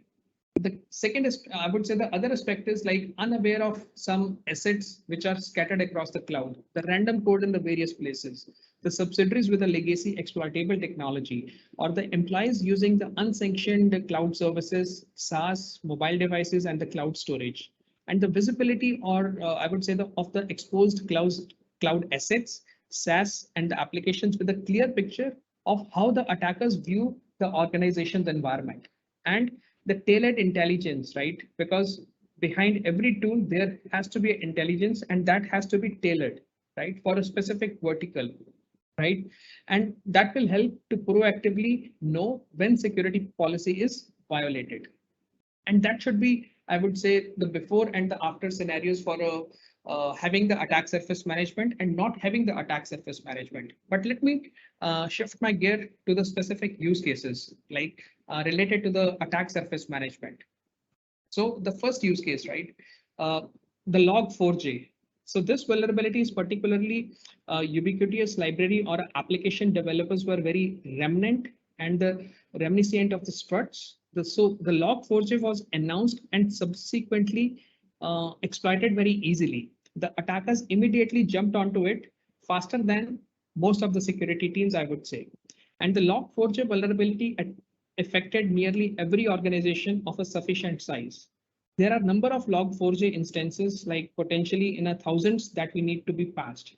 So the attack surface management quickly helped identifying those particular most exposed assets so that the organizations can fix them, right? So that is one of a very good use case for having the attack surface management. Second is a business unit which spins up a AWS or a cloud instance. However, the business unit does not inform the security team that the instance happens to be an, I would say, the old or a unpatched image running a Java RMI, for example. But by plugging into those cloud accounts, the ASM, the attack surface management, is able to know that it exists, assesses it for critical exposures, and then alert the team that there is a problem. Once security team has this alert, it can take that system offline until it is remediated. A very simple, but it is a very powerful use case for the attack surface management. The use case number 3, it is an occurrence that happens all too often. A company acquires other organization and the CISO or a cyber security team member will not know what assets the subsidiary or an acquisition has or it is running. However, acquiring organization can use the attack surface management to help them understand the assets of the acquired company as well as the supply chain, which I highlighted earlier as well. So in this case, the attack surface management quickly starts to assess based on I would say, a bare minimum of information such as domain name, which we call it as a seed, which we need to input in the attack surface management so that it can do the continuous discovery of the assets. And this information is continuously assessed and helps the security team to visualize the acquired company assets and understand that the exposures in a sense, and the attack surface management acts as a safety net. And again, it is a very powerful use case which the organizations can leverage. Right. And the fourth use case, due to COVID-19, right, many folks from the acquired company, like for example, are logging in from the home addresses, different routers and small home offices that have a potential to be compromised. Therefore, it is important that security team can at least understand which of those employees are likely to be compromised, right? So the attack surface management takes a list of IP addresses pulled out from the VPN logs and plug those in and provides the intelligence about what is the status of those particular endpoints, right? Again, a very powerful use case, like leveraging the list of IP addresses pulled from the VPN logs. On an occasion, the security teams will find a compromised router directly connected to internet. But however, the attack surface management will alert on anything flowing through that router that will help protect remote workers. And that is again one of the very powerful use case for attack surface management. But again, the curiosity will be like, yes, Rishi, how ASM works, right? So ideally, ASM is comprised of two major components. One is ASM engine, and that engine performs the scanning of data collection and vulnerability identification.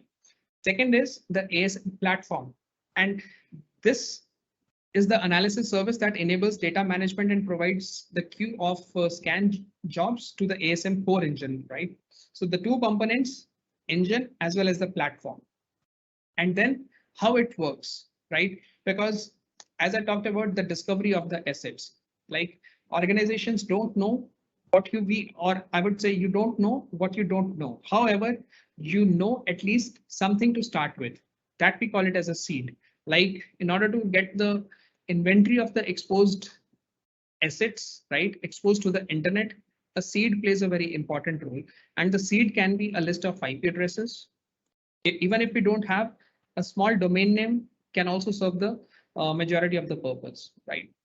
And this is how a collection looks like to start with the seeds. When I say a collection, which has grown from the seeds, right? When we input the seeds like domain, email addresses, IP addresses, or SSL certificate, the name server, or the net block, or the GitHub repositories, these are the seeds. On that basis, the attack surface management pulls out, I would say, a collection in terms of what are those particular assets. And then collection, right? Depending upon the seeds, we run the task, right?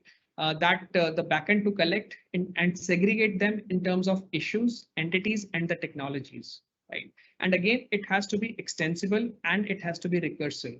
It has to be continuous.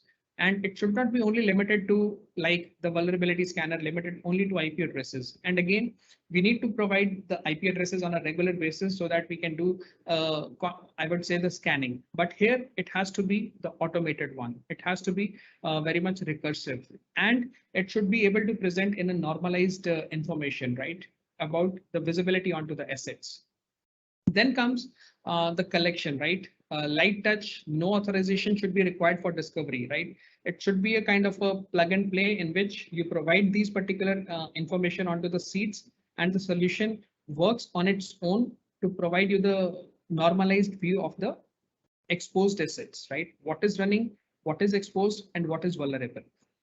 And then comes, I would say, result of an acquisition, right? The first element, which is entities. So entity is a digital resource that is found by ASM to be connected to the organization's attack surface, right? And that entities again are kind of assets.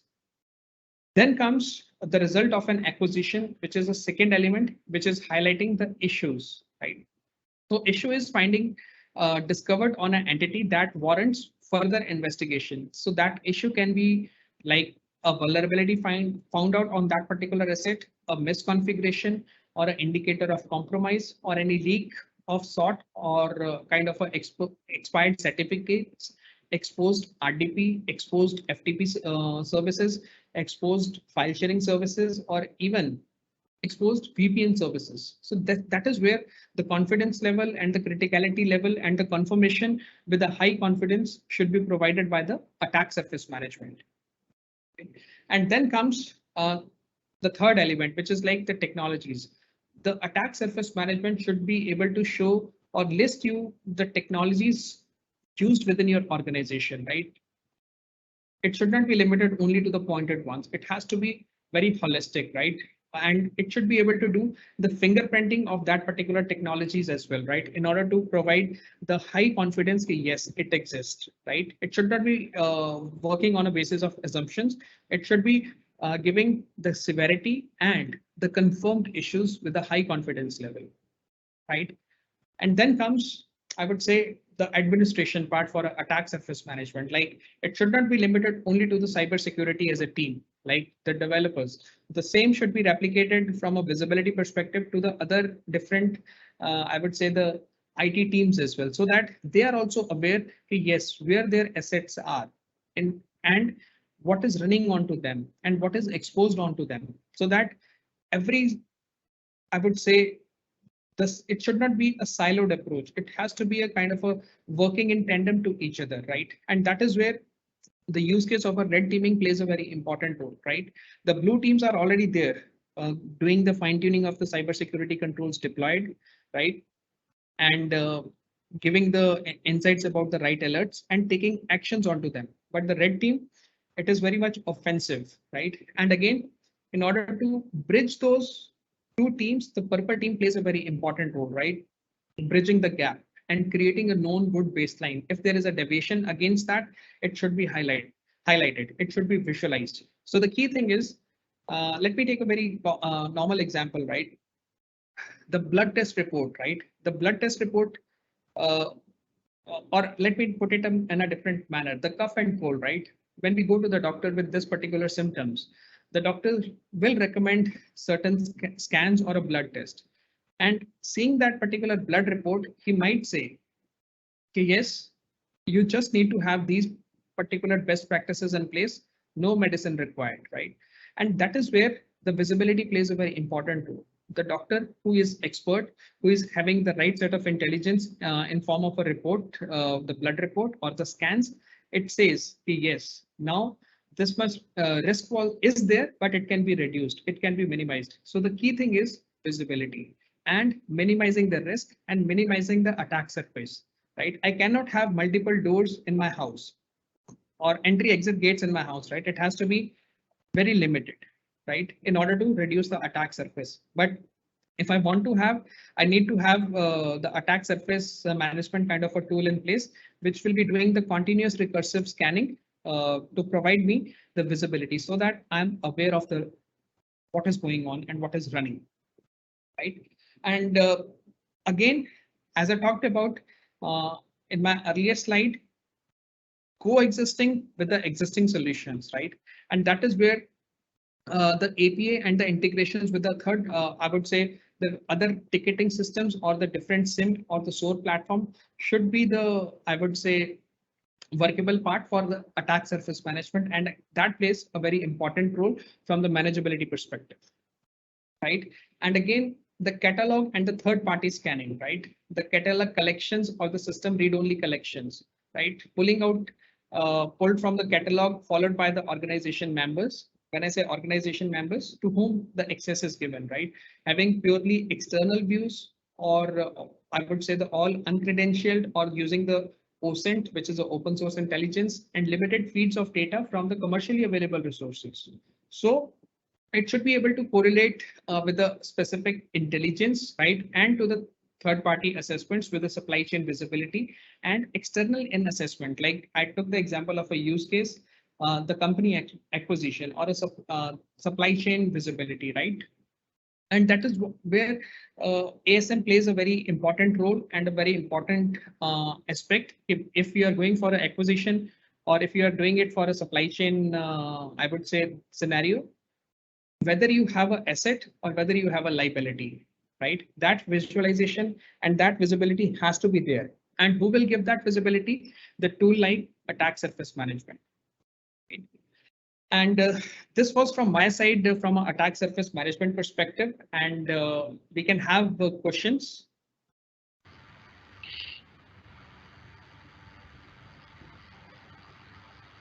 Hey, thanks, Rishi, for this wonderful session. on ASM, and ASM being one of like things which is very near to me, and have been evaluating many of the ASM products of late.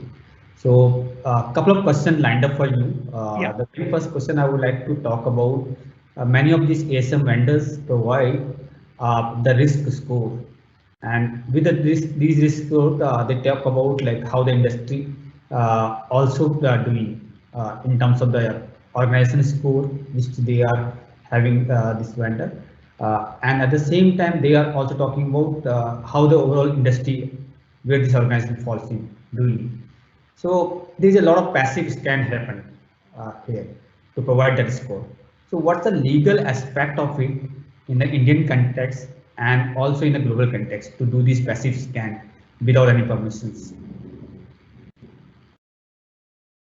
Right. So as you talked about the risk scoring, right? So that risk scoring is done by specific many, I would say the other vendors specifically, as you rightly mentioned. But along with that, I would say the intelligence, right? Giving the right confidence in terms by contextualizing whether that I would say the vulnerability is being exploited in the wild. So that context and that confidence level has to be there, right?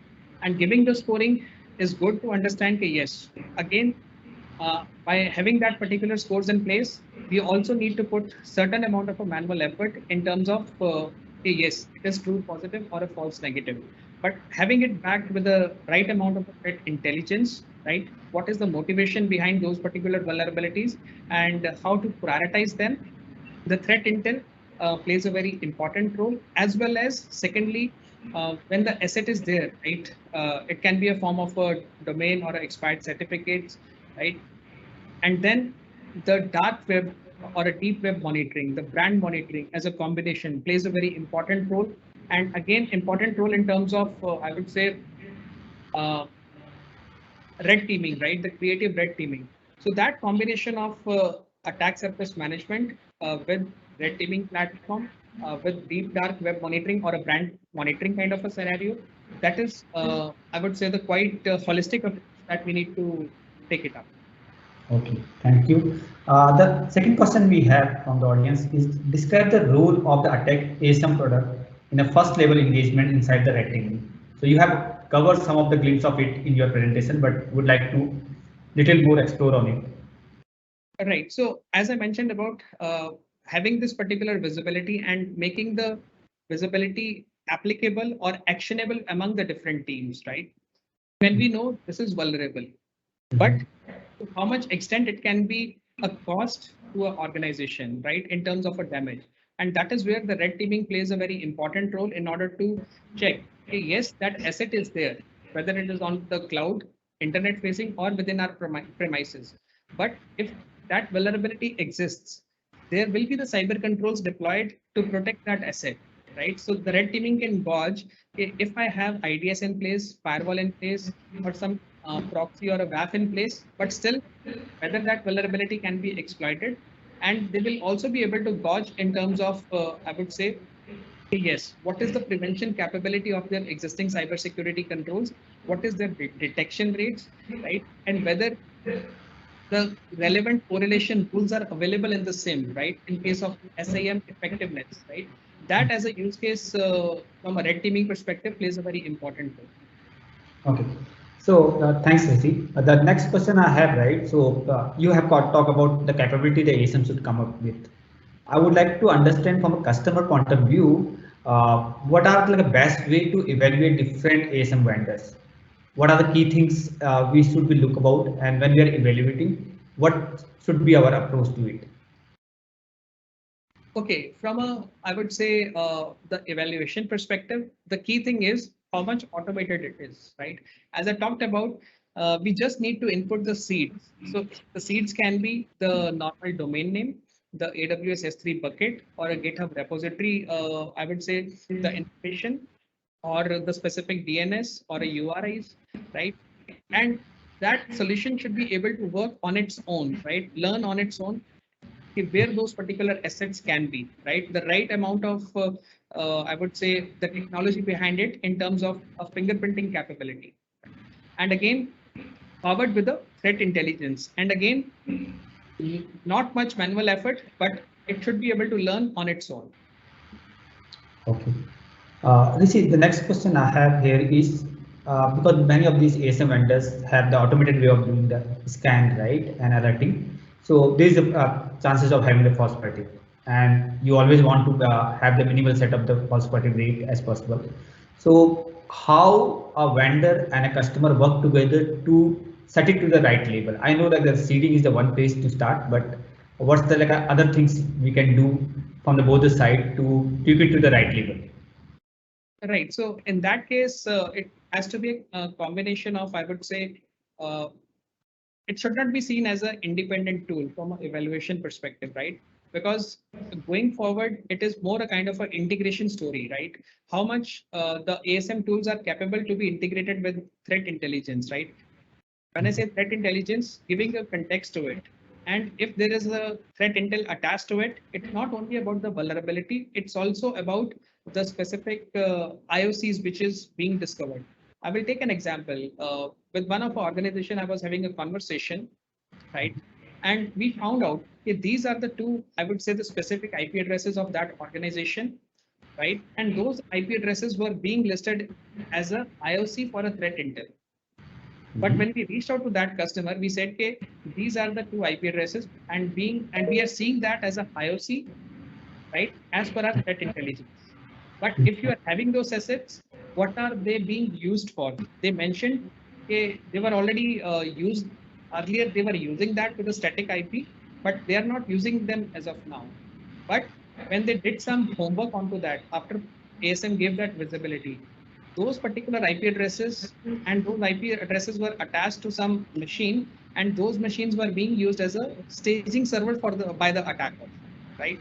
So that is where it's not only limited, I would say, to the vulnerability or to the CVs. The other holistic aspect has to be seen. So let me put it up in another manner. Again, the players like ASM, right? How well they are able to provide threat intelligence, right? What is the confidence level in terms of a pure play threat intel? And again, pure play threat intel is not only dependent upon the number of IOCs which the organization has. It should also map those IOCs or the attacker's motivation to the specific TTPs as well. Because for any attacker, it's very tough to change the TTPs, but they can always play around the IOCs. So that context with threat intelligence, as well as if that asset belongs to my organization, and I'm sure my organization has deployed certain cybersecurity controls to protect it, but how much effective those controls are, and the red teaming in an automated fashion, right, within a single platform story or a kind of a single dashboard should come into the picture from an evaluation perspective. Like, let me take an example, EPP and the EDR, right? The evaluation has happened over a period of time, right? Or I would say initially it was the multiple agents to be installed onto the endpoint, but now the expectation is a single agent doing the multiple things. So here, the red teaming, the threat intelligence, the attack surface management, as well as the deep dark web monitoring or a brand monitoring, it should be a kind of a platform story. Let me take an example. How many of us are having the cable TV connections in our home? Not many, right? Yeah. It's obsolete. And even the dish TVs, they will be obsolete. But why? Because Amazon or the Netflix or the other platforms have taken up their place. So it's all about the platform story, how we can leverage the integration story into a single platform. That is, I would say, the game changer going forward, rather than depending upon the silo solutions. Okay. The last question I have received for you is these ASM come with like a dark web and deep web scans, and along with that brand protection. So I'm combining two questions here. So the first question I have, right? So dark web and deep web scans are a limiting one. Why I'm saying so limiting one? Because they depend on what kind of database you have in hold and what kind of data you are able to purchase over there, right? So it cannot be a superset. It will be always be a subset, and there is a big unknown sitting out there. That's the part one of the question. The part two on the brand protection, right? Because although you are able to find out there is like a brand protection issues or forging of your app or application happening, but how to go legally about it? So putting this question to you because you come from the cyber law background, so I thought like this will be a right place to put this question, right? Okay, right. So from I would say the first aspect, the deep dark web monitoring perspective. So we have to see it as a kind of a outside in DLP, right? So we are dependent upon the certain number of keywords in order to see that what information is available in the deep dark web. So that can be gauged when we supply a right set of keywords to that particular tool. And there are two aspects. One is I can own on my as an organization to supply those particular keywords. Or secondly, I can go for a managed kind of a deep dark web or a brand monitoring service managed by the experts like the OEM experts, right? It can be co-managed as well. So when we say the legal aspect, right, the deep dark web or a brand monitoring also, I would say, plays a very important role in terms of, yes, on some social network, it has to be taken down, and that is not the information we want regarding our organization. The takedowns. So taking takedowns, right, from a social networks, right, that is going to play a very important role along with the deep dark web monitoring, because that information is there, but how I can take it down. So that takedown service should be provided by the OEM in order to cover the legal aspects as well, right? So if we don't have the takedown, we know that it is there, but we can't do anything. So that from a legal perspective, that takedown service should be the, I would say, the subset of deep dark web monitoring as well. So that we are not coming under specific law, because that will be covered as a service by the OEM, right? To cover that on our behalf.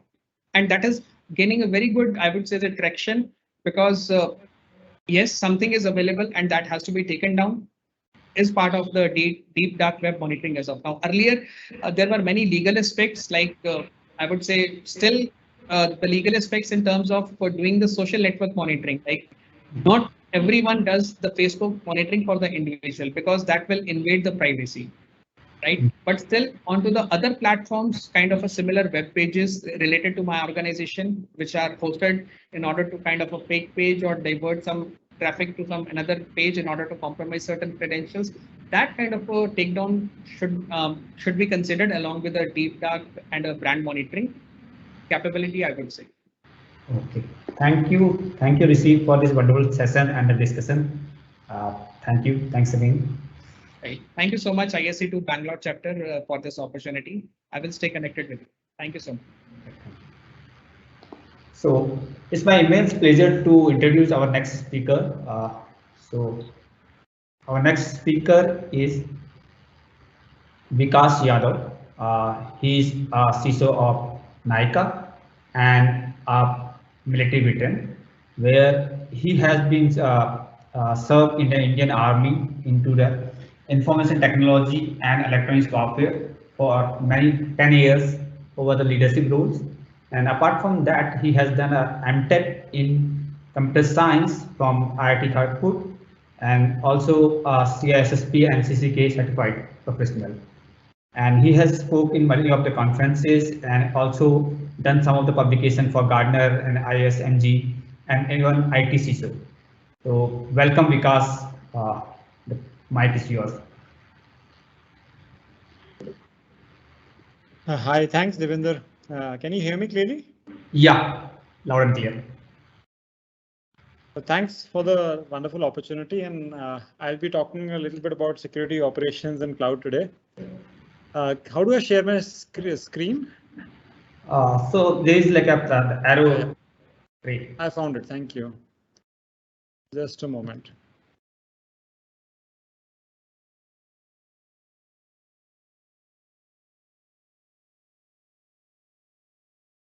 Just let me know if you're able to see my screen. Sure.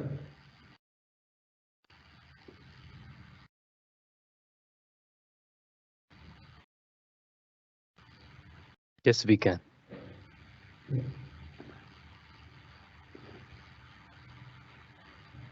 I've enabled screen sharing. Can you just confirm that you can see my entire screen, or is it in slideshow mode? I'm still not able to see. Neil or Kamal, can you confirm? Yeah, it's in slideshow mode. Okay. I hope you're not seeing the next slide.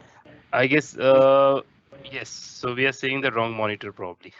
Okay. I think just give me a second. I'll try and no switch worries. it if I can. Otherwise, I'll maybe remove the other monitor. Sure.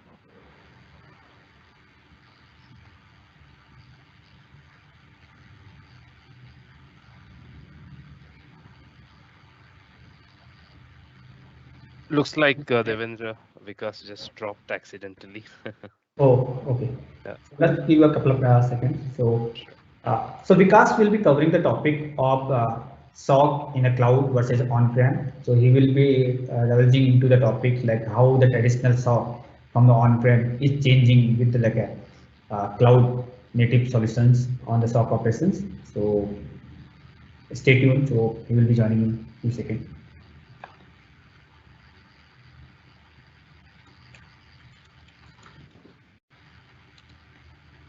Hi. My apologies. I think I managed to log off. Yeah. Can you hear me? Yeah, I can hear you, Vikas.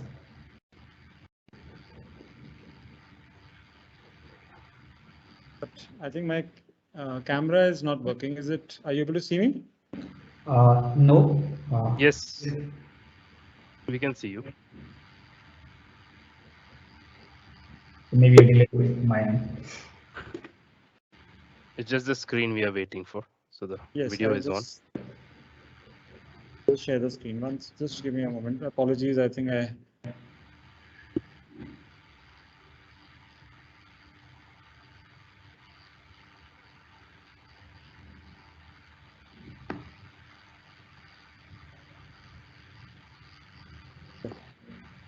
Are you able to see my screen now?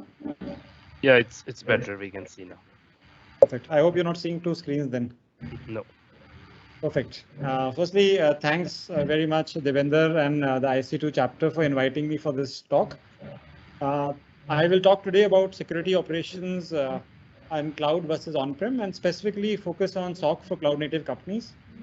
As you see on the cartoon, I hope we all don't monitor the cloud by using binoculars or other devices. I think there are a lot of new technologies which are available to monitor cloud and build a proper security operations center in the cloud. So that would be my talk today, and I'll try and do my best as per my experience and capability today. A little bit about myself. I am CISO at Nykaa, and I was fortunate to be there when we went public. And that was, in fact, one of the good moments of my professional career. Earlier, I've been CISO of Max Life. I've done my MTech from IIT Kharagpur, and I've also been a military veteran for almost 20 years. And I have a fond corner for Bangalore because that is where I got selected for the Indian Army way back in 1993. Besides work, I also like sports, reading. Presently, I'm reading the Phoenix Project, a book about change in IT systems and how do you transform IT systems today. And obviously, I also like to do online courses, specifically in security, and I liberally use the ISC2 online portal for that, and love traveling as well. So coming straight to the agenda today, what I'll talk about a little bit about today is why do we need a SOC? What is a SOC and what does security operations mean for a normal organization? And what is the basic cyber hygiene when you talk about security operations? What should you be minimally doing? Then certain essential components of what a SOC should have, and how you do identify what gaps you have in your security operations and monitoring. Finally, a little bit about security maturity, how you start building the SOC, how you mature it, and how you keep enhancing it. How should you, what should you be focusing on at? And finally, what are modern SOCs today look like? And I'll spend the last 10-15 minutes on how SOC differs or a security operations differs for cloud environments. And then we have time, we'll take on additional questions as well. Firstly, why do we need a SOC? Now, I think it's a buzzword, set up a security operations center. I have, being in the military, I've set up a lot of security operations center, both not only from a technology perspective, but also from a physical and electronic warfare perspective. But what really needs to be clear when we setting up a security operations center, because it's a lot of budget, a lot of time, a lot of resources which you commit to it. So there are a lot of reasons it could be. One, it could be as simple as, oh, it's a nice roadmap, which I, as a CISO, imagined it to be, or we commissioned a consultant and he said that after you do your EDR, after you do your AV, after you do your DLP, let's do SOC. Second could be it's just a fear of missing out. Everyone has it, so why shouldn't I? Then very, very important today, is it a regulatory requirement? So whether it functions or not, but I have a SOC which helps me ensure that I mandatorily meet the reporting requirement. Or as we all know today, the Certain has recently come up with their own guidelines of 180-day logging, reporting, a host of issues. We all struggling. There are a lot of online discussions going on. Everyone's doing a gap analysis. Is that the reason? Or I think the most important reason, do you think that your preventive technologies are not enough? Do you need to understand where your alerts are coming from? Are you correlating what's coming from your DLP, what's coming from your CASB, what's coming from your EDR, what's coming from your cloud native controls? And it's helping you respond and recover faster. So in my assessment and my reading and experience, I feel that is the most important reason why you should be implementing Security Operations Center. So going ahead, but when you are still trying to have a SOC, first and foremost, you should be very clear about your objective. What is it you're trying to do? I wish you could immediately come up to business problems, but that is the most important. You have to, even if you have technological issues to solve, like I need to detect cyber attacks timely, I need to correlate logging from different sources, I need to ensure my logging is centralized, I need to correlate, but that all should inevitably solve a business problem. That means, are you facing some online frauds? Are you finding data leaking? Is ransomware affecting your systems and availability? So it's very necessary to be able to identify clearly what are you expecting. Now, the challenge with not identifying this issue is that there are too many logs which you want to take in, too many solutions we're going to integrate, too many people you want to put in. So if your objectives are not clear, then you will be running helter-skelter and trying to understand what are you trying to solve. Very necessary. Now, also, it could also be a reason that you have a lot of security solutions and you don't have a coordinated way to detect and prevent attacks. So that's also a good reason. But I think all these aspects should tie up finally to solving a business problem. That will help you determine the ROI for that particular project and also be able to link your security investment clearly to a business goal.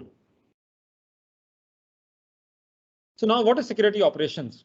I read somewhere recently in a blog that if you are doing any kind of security monitoring and responding to any incidents, you have a SOC. That means you have a security operations center. It could be just 2 people, as long as someone is dedicated to monitor events and logs, someone is there to respond to incidents. But now the challenge is that you can't be doing security operations if you're just aggregating logs. If you're just aggregating logs and not looking at events and logs, not correlating them. If you're looking at logs and finding out what is the doing an investigation to find out what's the root cause, why is this particular attack particularly happening? Are you integrating and talking to various teams in your organization, be it IT, DevOps? It could even be in the core engineering team, the legal, the PR, because let's say there's a new your SOC discovers while brand monitoring discovers that you have a new website. Like if you remember, the previous speaker was talking about attack surface monitoring. Now, in attack surface monitoring, you could have a new domain coming up, which is very similar looking to your domain. Now, that's a problem. But if it's reported to a SOC, you can also relate it to get inputs from, firstly, your PR department, that is it a genuine domain which they have purchased, or is it something which is being impersonated by a user to trick your customers? Now, for that, you also need to speak to customer service. That you need, are we getting any complaints from customers who are being directed to a fraud domain where they're being lured to put in money or at least share their credentials or whatever, or maybe some other scam. Now, you could also be seeking external help. How do you inform your senior management? How do you take remedial actions? Now, these all aspects help you build security operations within your organization. So it's not only about getting alerts and setting up solutions. You also need to do a full cycle of events to be monitor solutions. Moving on, what is a SOC? Now, there's a lot of text on the screen. I just don't want you to spend all this time reading. But when I was wondering what a SOC is, the aspects were coming out. It's a team. It's a set of solutions. It's a physical facility. It's a team and a facility. The last one is from Gartner. But I think fundamentally what is more important is that it helps you prevent, or let's say detect, analyze, respond, and prevent and respond to cybersecurity threats and incidents. So your security operations center is primarily a team and a facility or a solution which helps you tackle cybersecurity threats and incidents and helps your organization remain in a good cyber state so that you are recover timely from attacks, you detect attacks timely, and you are able to respond to them better. Now for this, what you also need to know is, let's talk about how does a security operations center look like, or as to what are the essential components of a SOC. Now, I think the first and most important aspect is people. What is your SOC staff? Now the SOC staff could have a SOC manager, it could have a analyst, it could have an incident responder, it could have a threat intelligence specialist, and it could also have, let's say, a triaging or a forensics. But what is most important is that the purpose of the SOC staff should be very clear, that it is monitoring alerts, triaging, responding, recovering, and not just raising a ticket. That means, and that is the thing which will come up, let's say, when you outsource a SOC. If you're just getting tickets from a SOC and not getting really someone looking at them, then it's not a SOC proper. So now, then you need to have proper SOC processes, which should be simple, effective. People should know what to do. You should have a clear way that how alerts will be generated, how playbooks should be defined, and also very important that you have the right technology stack. Maybe you can start off very simply by monitoring and getting all the logs of your antivirus, firewalls, secure web gateway into one place. It could be a simple log monitoring solution using ELK, or you could have a sophisticated commercial SIEM and also automation on top of it. And finally, the secret number 4 is also to identify your logs correctly. You don't want to pump in too many logs, or you don't want to pump into push in too less also. You need to have effective parsers, and you also need to have obviously an effective central logging and monitoring solution. Now, all this cannot function effectively if you don't have the right threat intel. A simple example would be that, let's say, when I was reading yesterday, besides our managed service provider, I've also subscribed to online SANS subscription. So I immediately yesterday, when this new vulnerability in Microsoft Office came up, so I got a link which said with emails from SANS, which said that they had analyzed the Microsoft Office vulnerability and given clear instructions on how that could be tackled. Now, this threat intel could be as simple as an email coming to you, me as the CISO or you as the security analyst, or it could be dedicated IOCs and intelligence feeds like Open Threat Exchange, IBM QRadars, I think IBM X-Force, or Mandiant, as our previous speaker was there. You could get all this threat intel. Now, besides this, all these 5 components as well, you also need certain use cases. That means you need use cases which can help you detect and prevent attacks. That means use cases when you identify that, okay, fine, there is a malware at one location, there's a particular IOC. How do you know that there's a fraud? So use cases need to be defined and built so that you can leverage the SOC effectively. Now you can do a kind of a gap analysis immediately on this and know what you are doing currently or what you're not doing. So you need not necessarily purchase a commercial SIEM to get a SOC up and running. You could first need to identify people, so know that whether you have a designated person. Are your SOC processes defined correctly? I hope you're not logging inadequately. And I think after the cert in certain circular, I think most of us have discovered that we are not logging effectively, I think. So, and whether you have automation in your SOC, do you have the right threat intel to know what's happening outside in the world?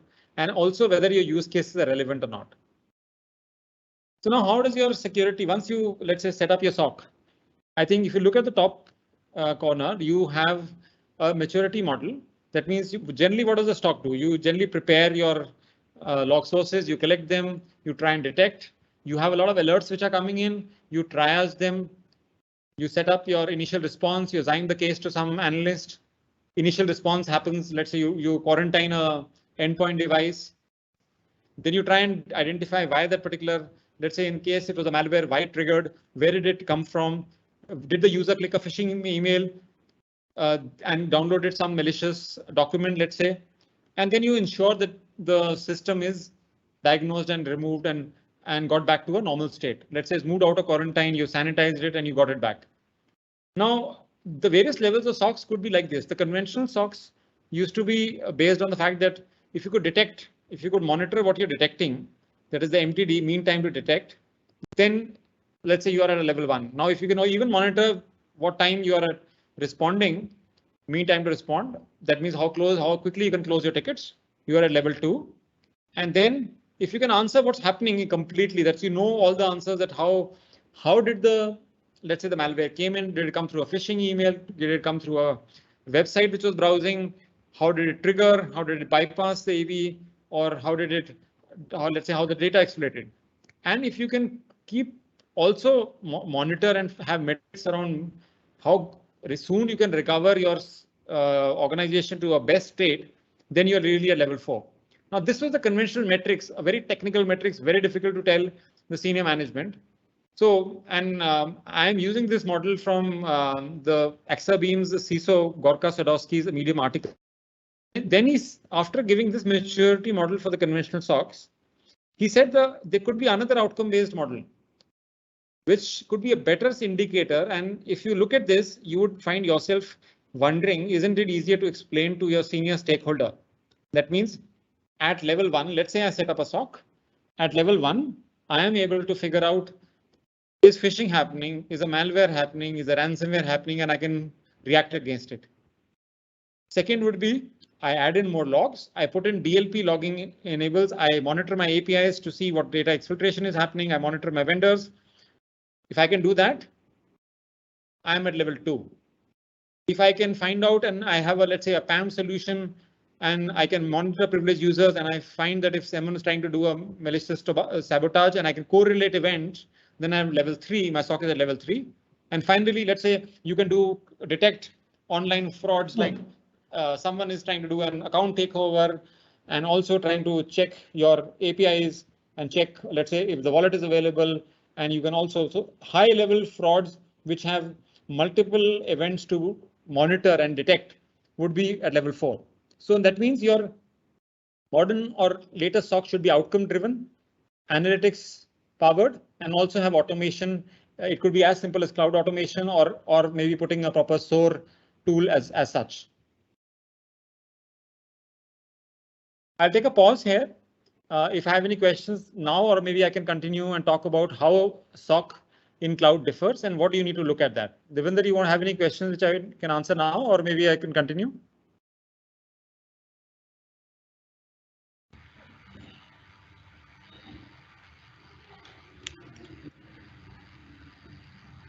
I think I'll continue on. Devendra, you can hear me? Okay. You want me to continue, or shall I ask some questions? Yeah, Vikas, you can continue for now. So we'll take the question towards the end. Okay, perfect. So now let's say I'm in a digitally native company. Devendra is there too. We have our friend Asim also, who's there in Misho. You all are, and let's say once the pandemic has happened, most of your companies would have seen some or the other movement to cloud. You would have either adopted AWS for shifting some of your workloads, or you would have taken on more SaaS applications, and definitely you would have moved to, you must be working on either Office 365 or G Suite. So now, how does security operations change when you move to the cloud? I think the fundamental change happens is when I've gone through interviews and I've been discussing with my colleagues, including Devendra and others as well, that when you interview a person for a cloud environment, the conventional SOC analysts sometimes do not understand cloud. They need new skill sets. So you can't address a AWS or Azure issue without knowing a fundamental cloud skill sets. What are microservices? What are containers? What changes in the cloud environment? How can you leverage cloud native services? Can you do a little bit of coding and use lambdas, let's say in AWS, and do some automation at the cloud native level itself? So that kind of skill set change is required or happens in the cloud. From a technology perspective, your threat model changes. You don't own the infra any longer. A simple example is, in AWS, you had IMDS version 1. That means their metadata of their EC2 instances was running at IMDS version 1, which allowed an attacker to take it over. So now this is something which was affecting AWS. And as we were discussing with a set of my colleagues, that a lot of organizations have not yet moved from IMDS version 1 to version 2 for your EC2 or your server instances in cloud still. You also have companies working simultaneously on Google, Azure, and AWS together. You have a lot of SaaS application adoption. Your log volume for most web-based systems and e-commerce and other companies increases exponentially. So the convention, you try and ship these things out to on-prem SOC. Firstly, the log volume will hit and you'll cross your EPS count. The egress cost from your cloud systems, that means if for most people who don't have not experienced cloud, the fact that you're moving data out of the cloud also you have to incur a cost. So that is itself a factor which you have to factor it. Even your log collection methods will likely change a little bit, and you have to make sure that you are able to ensure take in all the logs. Example, CloudWatch, VPC flow logs, CloudTrail logs from AWS, and similarly for AWS and GCP. Some of the advantages are that it's easier to automate. And secondly is that the conventional concept of how you work in a SOC and you try and run those processes past your DevOps team, it will not work. So you have to be agile. You have to make sure that you integrate the DevOps team and not stop their processes or builds. So you have to move with that speed. Now the DevOps team can be both a force multiplier or it can be a hindrance where they do not follow your SOC aspects. The advantage is that there are a lot of native controls out of the box, which I'm going to talk a little bit later, that you have examples like guard duty for AI/ML out of the box threat detection, or detective for doing a deep dive and investigating what are the issues in the cloud. I'm specifically talking about AWS here, but obviously you have to factor in the cost for these as well. Now, if you're on the cloud, first and foremost, I think you have to prioritize is visibility. How do you tackle this change? You can also, besides changing the model of your SOC, you can also leverage new tools. You can access Cloud Security Broker for SaaS applications. You can leverage CSPM tools, the Cloud Security Posture Management tools. But when you have a SIEM, you have to again analyze what's the overlap between your CSPM and SIEM, because you may end up paying for both of them. Then, as I mentioned earlier, you can leverage native controls. I'm quoting examples of guard duty, detective, Macy, which are there in AWS, for example. Like AWS has guard duty, which is a threat detection service, which continuously monitors malicious behavior. So you don't have something similar for it in an on-prem environment. Now you can also evaluate, or when you look at things, your native SIEMs have started coming in, native or cloud-based SIEM solutions like Google Chronicle, which is the latest. You already have Sumo Logic, Elastic, and you have Azure has a very mature solution called Sentinel, which a lot of MSPs have started leveraging. And it's though it's still costly, but it is being leveraged very effectively by at least companies which are on Azure quite a lot. In fact, Sentinel also provides you a way to get AWS logs in. I've not tried it out, but I've at least heard of a webinar that they mentioned, and it was seamless. Obviously, they didn't talk about the commercials there. And one thing which you can actually do is you can effectively partner with DevOps, which are more agile and skilled than conventional IT resources, and they can help you set up logging, monitoring, and visibility solutions very easily. And you can, in fact, look at lateral hiring either from within your company and also from outside for DevOps environment, for your SOC team as such. So I'll give you an example of, let's say, an AWS example where you can, how a SOC workflow would look like. So example, if you have in your AWS environment, you have a guard duty finding, which your tier 1 analyst can look at. Now this can go into an AWS security hub where all the alerts are collected, which can be looked at by the tier 2 analyst. And this can be done and analyzed by either a level 2, level 3 analyst at the SOC level using SIEM tools or Amazon Detective, for example. And you can obviously launch your various threat intel services if you have cloud workload protection enabled through. So this is an example of how you can leverage native services to build a SOC workflow in AWS. Similarly, for AWS, you can, let's say, if you have CloudTrail, CloudWatch events enabled, you can monitor those events. And depending on basic rules, let's say your EC2 instance, or that is your basic server instance is compromised or has a ransomware affected, you can write a Lambda rule to isolate the VPC or pull it out and isolate that particular instance automatically. And this all can also be integrated with a SIEM solution, which on the right side, that means all your aggregated view in the security hub can push ahead and be investigated with the same solution at this. So now, once we talked about what are the challenges and views of a secure cloud environment, what is the way forward? So let's say I want to recommend how a SOC can be done, or what aspects can you look forward to do. So I think my first recommendation would be to set up having your basic cyber hygiene in place. That means be it for a cloud, be it for an on-prem environment, having a clear asset inventory in place is very essential. I think one good model to follow is that you framework to follow for basic cyber hygiene is CIS critical controls. Then you have patching as a process enabled, have EDR, have your DLP, have your secure web gateway. And if you're on the cloud, enable your native cloud controls to ensure that you understand and get visibility and solve the basic problems first. Once you've done that, and let's say you decide, okay, fine, I need to set up a proper security operations center, know your data sources. That means how much your data sources do you want to inject from the cloud environment first.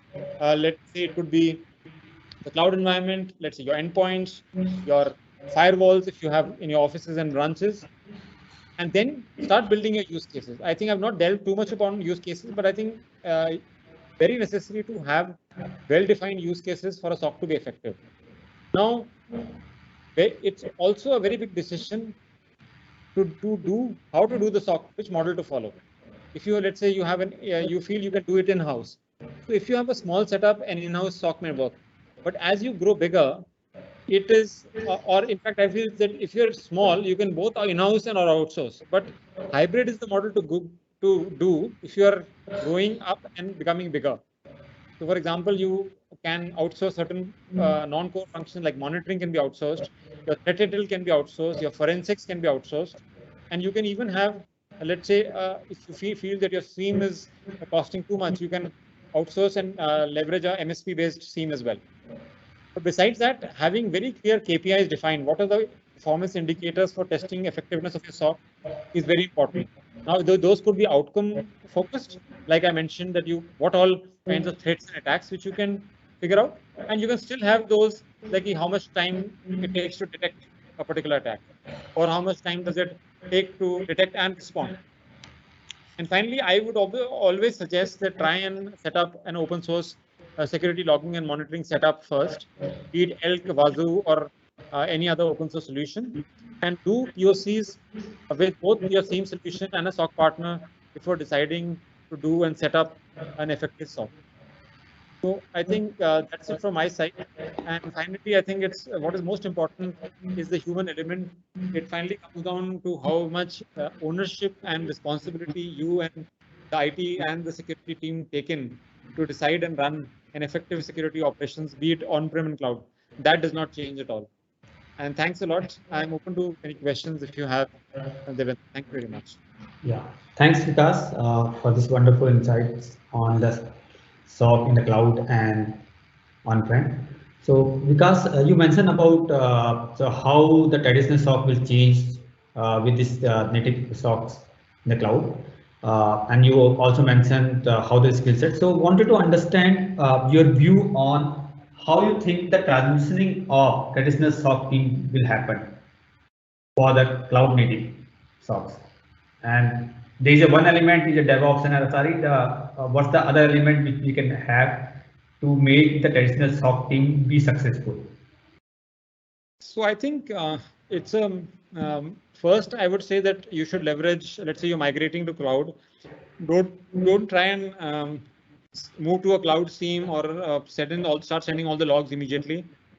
Set up your native controls first. I'm very still surprised that a lot of companies where until unless a security leader or someone comes in, the basic native controls are not set in. So I think the fundamentals of patching and basic secure configurations, secure hardening still remain. So I think you harden your SOC cloud environment first. As your SOC environment starts growing, then you evaluate that how important is it to transfer logs either from if the logs volume is not very high, you continue maintaining your existing SOC and you transfer the logs depending on the prioritization of what is important and what use cases can you solve with the native controls and what use cases do you really need to ship logs to your to your on-prem SOC. And then as you're depending on what is generating more log volume, you can take a decision as to whether your SOC can continue to remain on the on-prem, or you need to migrate it to a cloud environment or a SaaS-based model. That will obviously depend on multiple factors, be it pricing, log source, how many log sources you have, what is generating logs, and what you're looking for use cases to solve. So if you have a, let's say, a solution like IBM QRadar, which allows licensing to move very easily, then maybe you can do that. But you have a more traditional SOCs, I don't know to name a few of them, but then maybe you would need to do. And let's say if you have more cloud native use cases, you can obviously transfer yourself to better or more cloud native solutions. Okay, thank you, Vikas. The next question we have from the audience is, how do we decide what goes to the ELK? And because the critical apps in the production tool these days have the huge number of tools, and this means the huge data being generated, and how do we handle it? So you talked about the sampling but so what's the right approach to go about it to have the parents? So I think a phase-wise approach is the best approach. You can't go a big bang approach. I think every e-commerce company or every cloud native company faces this. It's a deluge of data. I'll call it data deluge. There's a huge amount of data which is flowing in. So the solution is, there's no single silver bullet to it. I will say that start logging of what you can solve at the cloud native level, solve it there. Then start correlating and identifying what are your use cases and start getting those logs which solve your relative use cases. For example, a simple example would be that, let's say if you're seeing some frauds on account takeovers and all, so you take in those application logs and trying to solve that first. Don't try and push all logs and then build the use cases.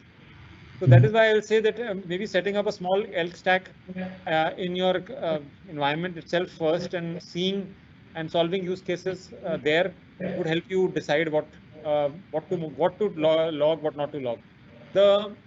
I think the first tendency is to push everything in and then build the use cases. I will say define your use cases and then start pushing in logs one by one. But it's not an easy problem to solve. That is why you have various new solutions coming in like Google Chronicle, which can handle petabytes of data. Earlier, if you remember, we were discussing aspects like Humio, which is a no indexing solution, which helps better, takes large amount of log and then solves. Conventional seems still charge a bomb for the kind of logs which can be injected by a cloud native company. So it is not an easy problem to solve, I'll say. Yeah, that is very true. So the other question I have, Vikas, for you is, now we have this SOC in cloud, and DevOps and SRE teams are becoming an integral part to perform the things in the cloud native SOC environment, right? So what's the partnership you think which will be successful, and how the KPIs can be drawn for these different teams in terms of ownership for SOC? Because traditional SOCs has like a very tight ownership in the alerting and ticketing systems, but now with the cloud native, you will have to work with the multiple teams, and the ownership changes, and at the same time, your SLA will be also impacted. So I think if you remember, I think initially maybe 10-20 years back, you used to have a NOC, and security operations was a small part of it. And then the security operations became so big that NOC got overshadowed, and a lot of companies now have SOC but don't have a NOC. Yeah. So similarly, I think the IT team has now evolved in cloud to become a DevOps team, and they're more powerful than the security team. So my suggestion is to have good friends, relationships, and the first for any security advisor, I'll say, first go and partner with your DevOps team, make good friends. My closest friend in Nika is my DevOps head. So, and he was the person who helped me out a lot. So not that I'll say that I try to win him over or such, but establishing a very good partnership with the DevOps team is the most essential thing. And you have to partner with them so that you tell them that any use case which I solve will help you also. So I think the ownership of DevOps finally will, for solving any critical incident would be DevOps. So you can lead, implement and automate, but finally it will be the DevOps team or a SRE team who will be overall take responsibility of the stability of the cloud platform. So forge good relationships with them. When you build your use cases, take in their knowledge and inputs, even the dev team, I'll say, because the kind of incidents which we see now on the cloud environment or web applications or the application logs, you cannot solve them independently until unless you have a very heavy background. And I think we have very few of us who have that immense understanding of application logging, application environment, microservices. So every unique microservice would have a different use case. A payment checkout would have something different, payments would have something different, and order management would have something different. So I think setting good relationships, and like I tell my team that one of the most important, I think, key functions of a security team member is having good relationships. It's right from a pen tester who needs to have a good relationship with the dev guy so that you can go and explain to him what is XSS and XSRF and why it affects him. Very necessary for the cloud security guy to have a good relationship with the cloud with the DevOps team to ensure that whenever something new comes up or a new service comes up and he's not aware of it, he can tell him that, yeah, let's automate it so that I can get alerted and we don't set up, or let's say not set up an account without a MFA. And then still partnering with the IT team to ensure, let's say your Active Directory is not, there are not too many domain administrators in the Active Directory. So you can do anything in your SOC, and if your too many Active Directories are there and they're somehow compromised and a red team takes it over, or let's say attacker takes it over, then he has complete control over all endpoints. So building relationship like this and then sitting with them and solving these issues would there, I think, because when a cyber attack happens or a breach happens, all of us would be equally held responsible, not one of them. That's my suggestion. Yeah, completely agree with you, Vikas, on this, because building a relationship is a very critical part to it, and the responsibility lies to everybody in the work when incident happens. So, thank you, Vikas, for this wonderful session and insight, and thanks again. Thanks, Devinder, and thanks IST2 for giving me this opportunity to speak. Thank you very much. Yeah. So with this, we are coming towards our panel discussions, and the Neil Sethi from IST2 Bangalore Chapter, member of Director of Membership, will be taking over from here for the panel discussion. And thank you, Neil. Yeah, mic is yours. Sure, thanks, Devendra. Thanks for the short introduction. So, hello all, good evening. So it's Friday evening, and a bunch of guys, cybersecurity guys, are staying back and waiting for this exciting panel discussion, I'm sure about it. So quick background about me. Yes, I work at Bueller Group as a cybersecurity manager, and also I am the membership director at ISS Square Bangalore Chapter since 1.5 years. So coming to today's webinar, I'm sure that most of us must have enjoyed the sessions what we had. So we see how diverse the SOC is. So we see the kind of skills or kind of challenges, because as we speak about cybersecurity challenges, we have the attacks being very complicated, or the complexity of attacks is quite high.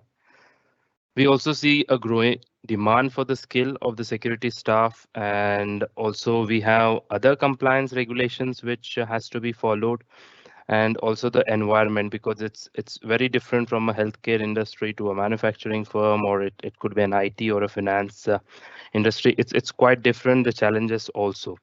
So today it's my pleasure to introduce the three panelists what we have here. The first being the Anand Tapikar.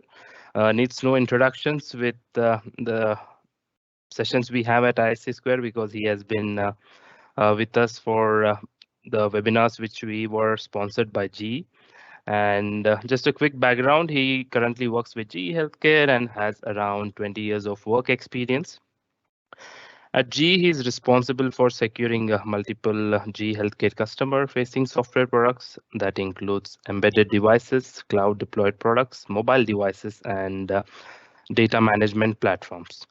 Prior to GE, Anand has worked with Oracle, Philips, WebSense, Ramco, Genpact organizations, and also holds multiple certifications in IT, which includes about cloud and security and different aspects as well. With that, let me come to our next speaker. So the next speaker would be Asim, who has been working into cybersecurity professional since past 23 years. And currently he is heading the cybersecurity at Mesho, where he has previously led teams at Razorpay, which was into area of cybersecurity and also other topics. So besides cybersecurity, he is expertise in defining, building, and scaling high-performance team, and also is known as a creative problem solver.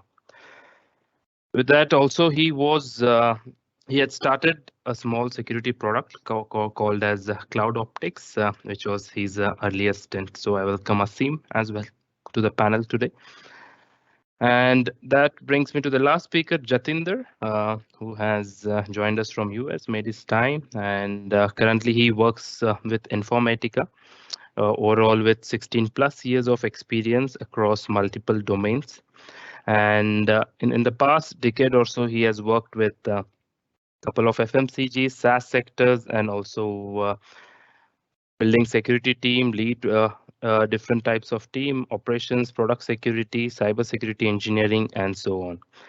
So I also welcome Jatin to our today's panel discussion on in-house SOC versus the outsourcing. So this topic is kind of interesting for me because a couple of months ago we were also were consulting a company and asking them what exactly should we go with. Is it in-house SOC or outsource SOC? So definitely got some inputs there, but today I look forward for more lights on this, and I'm sure we have good experienced panelists here who definitely put their point of view, because the experience they have had is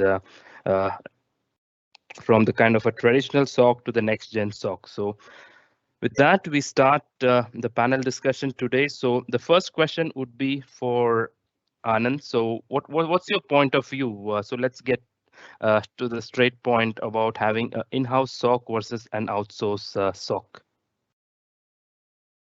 Sure. Thanks, Neil. What I would say, the SOC and before that, Vikas has spoke very good presentation about the SOC, and I think all the team members must have understood the importance of the SOC and how it's maturing nowadays. So when we talk about the SOC, the main purpose of the SOC is to provide us a security of those applications, right? So when we talk about security, there is a people aspect, there is a process aspect, and there is a technology tools aspects. So if I compare against these things onto the on-premise, I mean in-house kind of SOC versus the outsource SOC. So when you talk about the processes, it actually puzzles me. I was thinking about it that if it is a currently we have in-house though, and it is so much integrated with our own processes, our own system, our own teams, our own metrics. We cannot live without it. That kind of integration is present right now. But at the same time, when I talk about the people, right, that's where the challenge is, because the obviously the companies which we are into the healthcare business, and we don't have that much depth in the retaining the people on the security analyst for this kind of area, right? So the job, the people front, if I go to the outsourcer, they will have an edge always, because their job is to provide these kind of services. Their bread and butter is that kind of services. And as also the tools, I may have a very good SIM tool, but that is not enough. We have to do a lot of automation, a lot of integrations, a lot of tooling is required to analyze. One tool nowadays is not enough for different use cases. But Vikas has spoke, the different kind of mechanisms are needed to identify logs, use it differently, define the strategy. So that if you have in-house SOC and in-house person, that person gets the context very well. But the tooling will be a challenge because budget is always a challenge in the in-house kind of scenario. So I would say that it really depends upon the organization. If the organization is willing to invest in those kind of people process technology and really have IP which they want to really protect and don't want that IP to go to the even to the outsider, that much security aware organization and that much budget, then they should go for the in-house. Otherwise, normal organization with security in mind, they can always outsource, and that is also a pretty good option. Okay, sure. Thanks, Anand. You brought the right points. It's all about people, process, and technology, and it depends on the organization's appetite, like the budget, and if they are ready for it. So, thanks, Anand, for valuable comments. So let's move to Asim. Asim, how do you see when we speak about the in-house SOC versus the outsource one? Right. So I want to reframe the situation here, right? It's not either or. It's actually both in-house versus outsource have their both strengths and challenges. And the beauty of, or rather the work of cybersecurity leader is to understand the context of within of the organization and weave both the options together in such a way to provide the best option to the business. So that's my view on that. So for example, if you, as Anand touched upon the retention, right? I've seen people coming in at L1, like I'd say 8 or 10 people will join at L1, they will all move to L2 after some point in time. And then I will see the entire L2 getting moved out of the company in one go, right? A couple of people will get job elsewhere, and then everybody else does a referral, and everybody's out. So that's a huge challenge at say L1, L2 level. Very few people will move to L3, right? So that kind of work, I mean, that itself is a skill, full-time skill to kind of have that kind of lights on type of situation, right? So that's some of those things, right? So there are certain organization in outsource industry, right, service industry, who have mastered the art, or rather have also figured out how to make the business run despite of all these other challenges, right? So that's I think it's a good way to leverage them. There are other things as well which outsource service industry brings to the table, like standardization, right? If every company starts building SOC on their own from day one, it will take a long time. It's a journey, right? It takes about 18 to 24 months to put a workable, good, efficient thing upfront, right? So that's where I think initially it could be very beneficial to work with service partners and get the benefit right off the gate. And then as more advanced use cases, or rather as Anand also mentioned about the context of the business, which is only available with the say company's employees.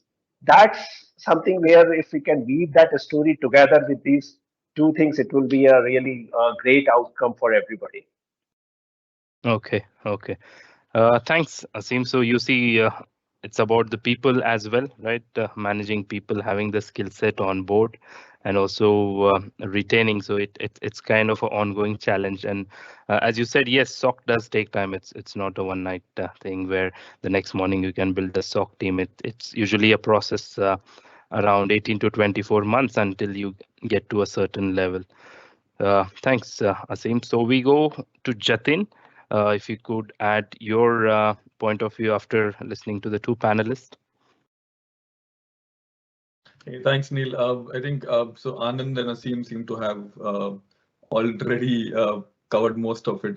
So I'm gonna digress a little bit from the sort of points that Asim and Anand have both brought out. And I mean, as they rightly pointed out, we wish we could just pick one model, right? That in-house works better or outsource works better. Unfortunately, can't do that. And stop me if I start ranting at at any point, but I mean, at least the listeners can understand the sort of mistakes that we've all made and we've seen people made, and probably not make the same sort of mistake. So also a disclaimer that no SOC philosophy fits all, right? Every team, every company, depending on your maturity, your leadership's maturity, the maturity of your InfoSec program, you will actually pick one model. And trust me when I say this, you will never be happy with whichever model you pick, in-house or an outsource model. In the longer run. Having said that, now if you outsource your SOC, then in effect you don't have a SOC. You're actually renting a SOC. And when you rent a car, you will use a car that's being used by other customers. You will use a car whose features are an average of the requirement of a typical car customer.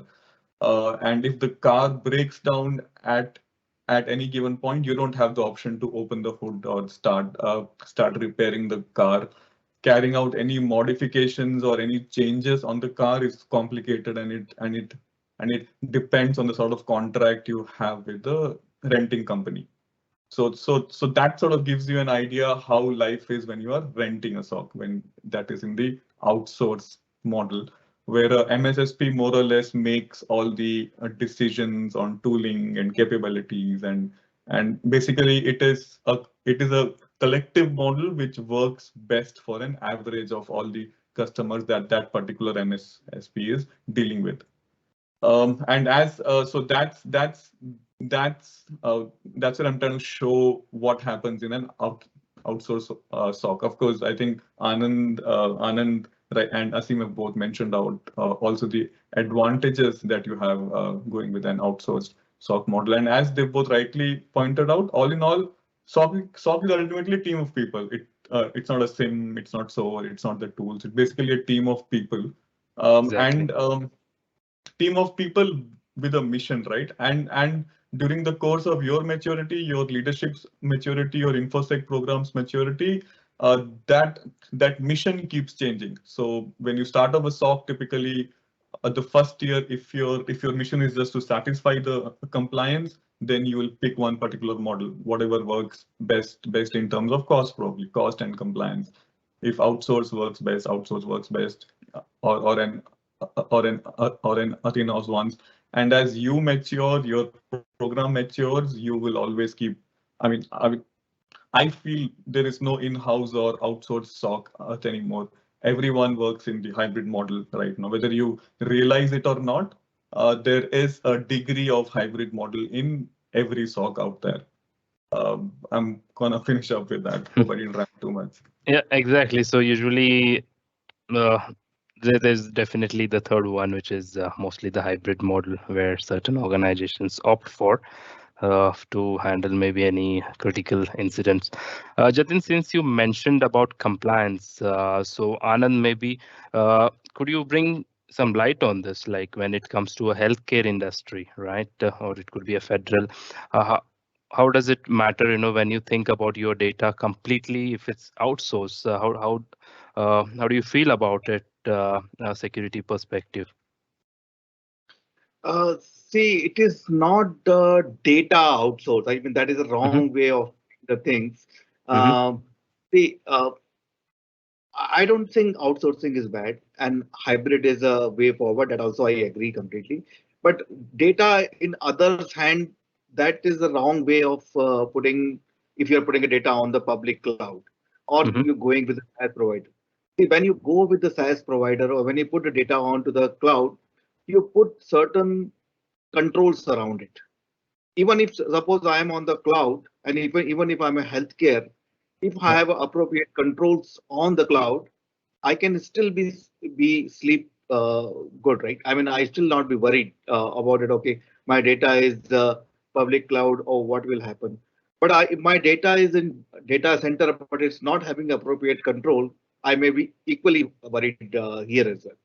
So what I'm trying to say that the number of controls and the use cases, what we are actually applying, and what kind of controls we are putting on the data security, access control. I mean, all these details are there, where we can ensure the right kind of security of the data even in the public cloud. And when it comes to the security operations center, we are giving access to them our logging, not to the data, right? When we're giving access to the security operations, let's say in a cloud, Amazon, I will give access to the VPC flow logs. I will give access to the cloud trail, Kubernetes logs, EKS log, all those things, or some tooling they will install agent and I give them a feedback about those tools, which will make sure that my environment is secure. So I don't think that is a very bad option, and I am not very against it. The only thing I have to make sure that the any sensitive information from my side not getting logged in my logging. All the critical information is getting either masked, hashed, or whatever it's needed. So that is a hygiene I need to maintain. But if I had to go with the outsource because of some reason, I would take that kind of approach rather than being complete paranoid about the outsource kind of thing. Okay. Thanks, Anand, for your comments. So in the past few months, when we were having a discussion with our a consulting firm, I got to know that when someone outsources a SOC, it's maybe after a couple of years, they would probably bring it back, considering maybe the cost of it and other factors. So, Asim, how do you see this? Is it true that once you outsource, are there organizations who think to get it back, or what's your point of view on this? Right. So yeah, I mean that's I've also seen that happening, and so I think my point of view on that is when companies start initially, so they are learning the ropes, right? There are certain level one type of insights which service partners readily know and make it available right away, right from day one. How those metrics needs to be tracked and things like that, right? So all those things like you get on day one. However, as organization matures, the thought process matures, as Jatin also mentioned, right? As the information security program matures in that direction, there are a lot more requirements from an advanced detection and response kind of needs which arise after having conquered level one, level two, which are kind of a standard across the org, right? And when organization reach at that level where it becomes really business specific, at that point in time, companies start feeling the constraint of outsource partners, because outsource partner will work on a standardized model. They cannot go and work for 5 customers in 5 different ways and try to understand the business. That's not going to work for them. So that when businesses reach that level of maturity, then they have to kind of look into these other options, see what can be brought back in, and by that time they already know what tool works, what metrics to track, how the team composition should look like, what kind of skill sets you need. So all those kind of initial hiccups are sorted. That's it becomes kind of a easy bring back type of situation here, and cost also escalates, right? So it becomes a classic buy versus sell, right? I mean, everybody was like, okay, let's move to cloud, right? Everybody like moving to cloud now. Like then after a few years, oh my God, cloud is so costly. Let's bring it back. So it's kind of that kind a of cycle. it's a cycle. Yeah. Okay. Thanks. So Jatin, I just wanted to understand on the maturity of the SOC. How do you ensure, right, that the SOC, when it comes to the cyber attacks, they are advancing, they are based on ML and other technologies these days. So how do you ensure that the SOC has the same skill set, or how to take it to the next level when it comes to your team skills when you have an in-house SOC?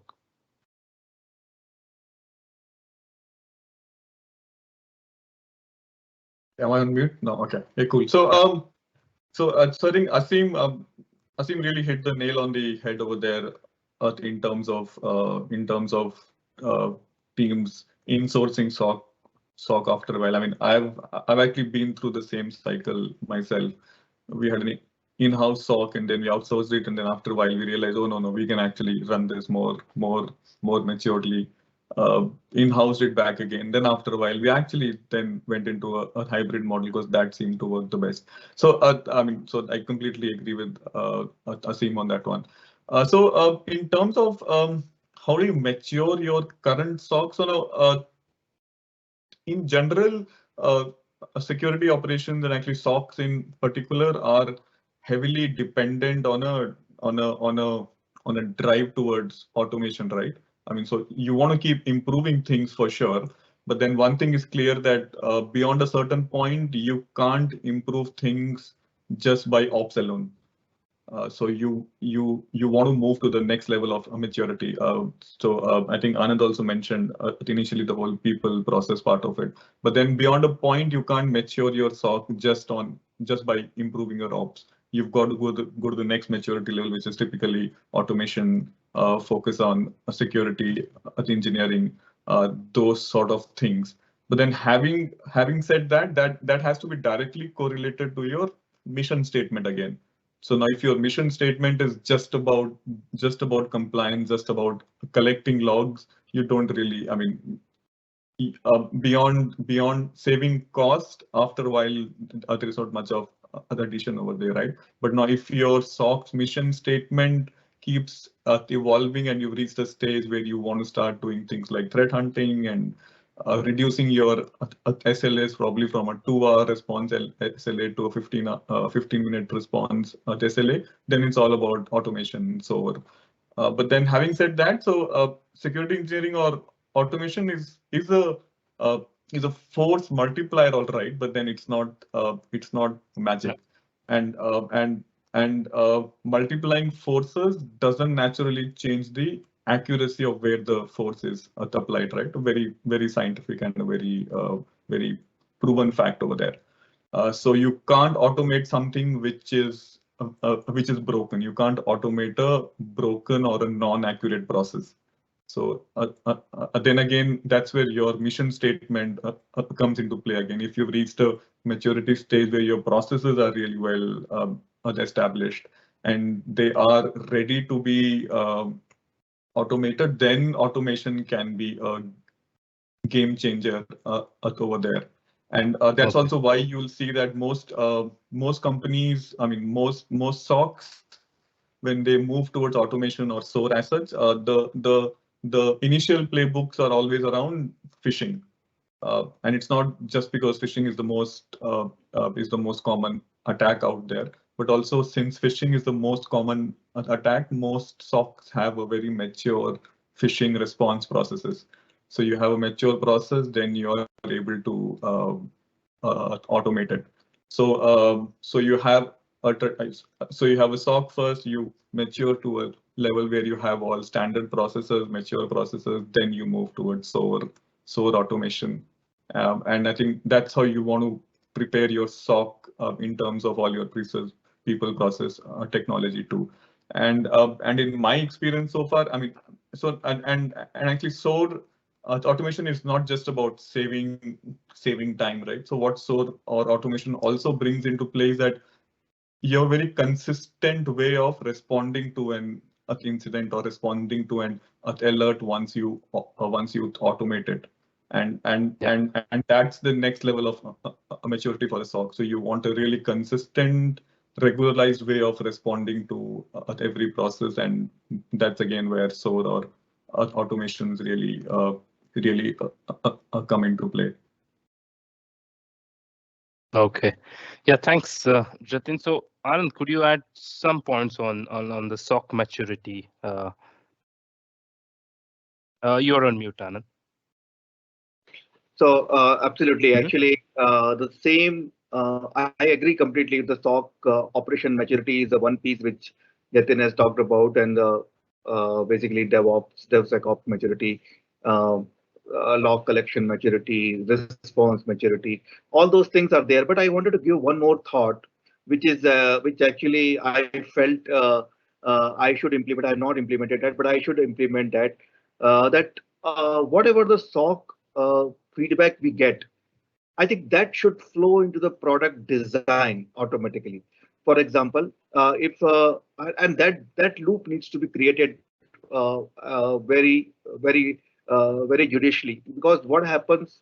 Suppose I'm give a simple example. Let's say, okay, I'm getting a some kind of attack from some certain kind of country, and SOC team getting alerted. Then they will raise a ticket. Then there will be SLA, and then somebody will do, and somebody will close that, and all those things. So our processes should be so much automated within the account itself, within the AWS account or Azure account itself, that as soon as we see this kind of attack, why can't this give an automatic feedback loop to the web to reconfigure for the particular time frame for that particular IP? If you are getting some password related attack, like continuously somebody is trying a password, we see many application offers nowadays that, okay, you cannot log in for certain seconds or certain minutes. So that kind of mechanism. So like that, there are many small steps, which I'm not saying that SOC needs to handle the critical incident, but these are the smaller ones, quick wins. We need to have a automation done, and which can be handled at the automatically rather than some human coming into it. So that is a one more maturity aspect which wanted to take attention to. Okay, yeah, thanks, Anand, for your words. So that brings to next question to Asim probably. So you have seen the past 23 years in the industries, and let's say the past few years has been due to the COVID and a lot of other scenarios.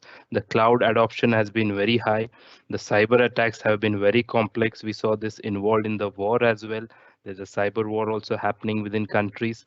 So Asim, what do you see in next 10 years or after 10 years? What is it for SOC? What's the future like? Well, that's a tough question.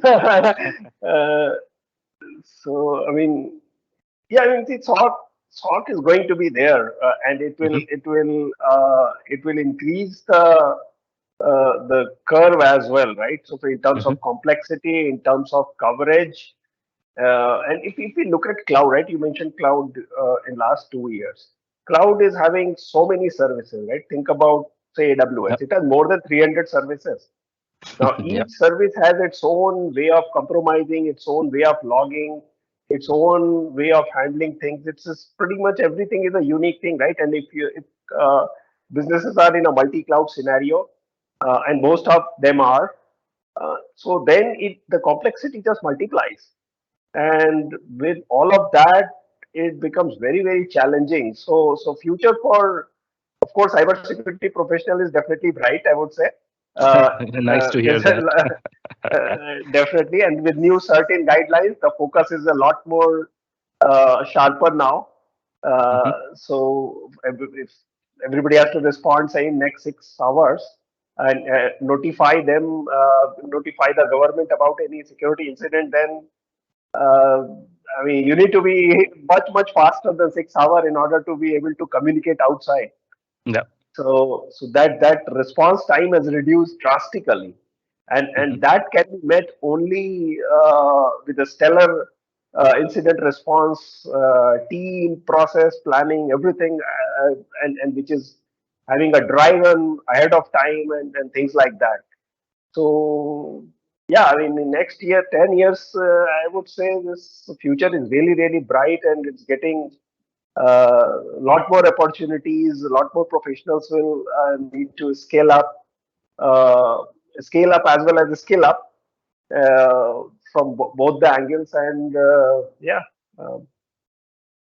Okay, thanks, Asim. So yeah, Jatin, would you like to add something also on the attack types? What we could expect, let's say in the next 5 or 10 years, we see the tools are equipped with AI and ML. So would we see a rise in the attacks as well using these technologies? Right. So I'll add on to what Asim said over there. First, so now when I worked in my first SOC probably around 2000, I think it was around 2012. when you thought of a SOC, you thought it'll be multiple large screens and then rows of analysts sitting behind, looking at screens and monitoring for certain things and responding to certain things. I think that idea of SOC, and at least to me, doesn't really exist anymore. So I think SOCs going forward are gonna be will basically be a collection of small, agile, nimble teams spread across. And I think that's where I'm a little worried of the word security operations center over there. It'll probably not be a center anymore. You'll have bifurcated teams looking at a lot of data. Teams might never even get together. But then yeah, so I think that's how SOC will probably progress from here. It will not be a large, slow team, but it will be a collection of very small, agile, nimble teams, especially with AI ML coming into play. But frankly speaking, so far I've not seen. I mean, I've done POCs with quite a few so-called AI ML tools, but I think the last tool we spent 2 years on it, and we went from 99% false positive rate to 94% false positive rate. So I don't think they still have the enough data sets or enough refined algorithms to be of a lot of use to SOC as of now. But then I mean I think a lot of us are betting big time on AI ML, looking at the amount of logs that we're collecting. So now the last SOC that I headed, we were probably collecting around 400 GBs of logs a day. And now in my current team, we ingest around 40 terabytes of logs a day.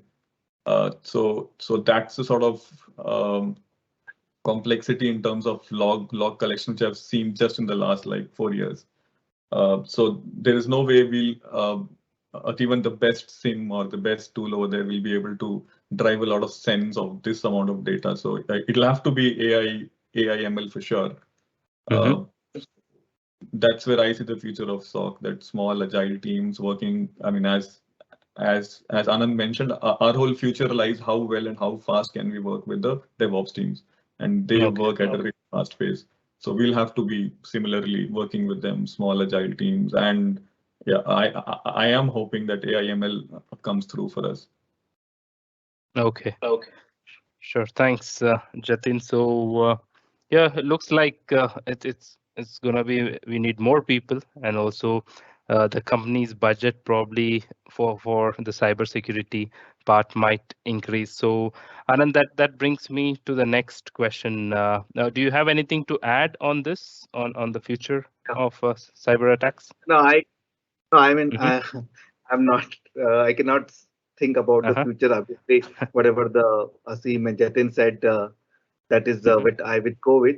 But what I'm saying, the attacks, basically, you asked that AI ML is coming, but AI ML is also going to the attackers, right? So now you are seeing a coordinated attacks also. We do see a coordinated attack in the network level earlier, but you have not seen the contextual coordinated attacks. For example, very simple example to relate is a phishing attack, right? If I'm a finance professional and somebody is sending me an invoice phishing email, I might be able to click that. But if let's say I'm a security professional and somebody is sending me vulnerability report, I may like to be click that kind of report unknowingly or maybe.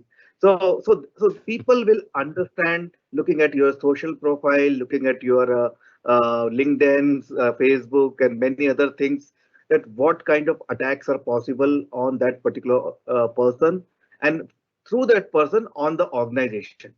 So that's where I see AI ML is going, and that is very dangerous trend, because the data level attacks, really we are not that much equipped right now. The people are still need to be trained, people and the processes need to be developed, that okay, these attackers are getting smarter, then how can we be even more smarter than that? Absolutely. Yeah. Thanks, Anand, for your answer. So when it comes to SOC, we also can talk about data, and we also talk about data being which is accessed or provided out of perimeter. We spoke about also to try to mask it or do obfuscation and try to control that. But what happens when a breach happens, and what are the important points we have to, let's say if we outsource our SOC and a huge pile of data is being ingested outside. So when a breach happens, what kind of responsibilities should we have from the MSSP, and also what should we focus when it comes to our NDAs and our agreements? So yeah, Asim, maybe you could answer on this. Yeah, so I mean, I'm not a legal expert, but I'll try to pitch in a bit here. So from a NDA point of view and disclosure, it's a very high bar for MSSP because any incident could have severe implications for businesses. And depending on the business context, the trust could be completely wiped out. So, for example, if some company is handling people's money or investments, etc., then the bar is much higher, and the appetite for risk is very low in terms of their customers. So as opposed to some other business who's providing some service in the back end, right? So that way, you see, so the bar is much higher depending on the context, and MSSP has to adhere to that bar and understand that, and that has to be translated via legal controls in the agreement. So what kind of information they can disclose to whom, when, and what could be the say around certain norms about those incidents, etc. So it's a very detailed, I would say, legal agreement where these can be enforced with suitable penalties, etc. As well. Okay. So yeah. Sure. Thanks, Asim. Jatin, anything to add? I am sure you must have dealt with a lot of MSSPs, and with your experience, would you like to add anything on this? So on the NDA part, I probably don't have a lot to add there, Neil. As Asim mentioned, NDAs are typically handled by the legal or the privacy team, right? And from what I've seen, they are pretty adamant on who takes the responsibility for the data being collected by the MSSP as part of the logs, and when you spoke about data masking, data obfuscation, so data masking obfuscation typically doesn't happen at the log source. So log source will just log everything and it'll pass it on. So data masking obfuscation typically happens at the log collector end. So now if you're pushing all your logs into SIM, most SIMs will have data masking and obfuscation capabilities. And all of those are typically very clearly mentioned in the NDA that any sensitive or PI data or whatever needs to be obfuscated, and that needs to be agreed upon well in advance. Okay. So that's about the NDA part of it. So where someone like me plays a key role is typically in actually defining the SLAs and the metrics. So now and typically SOC SLAs are driven by compliance requirement, and then so I would normally take the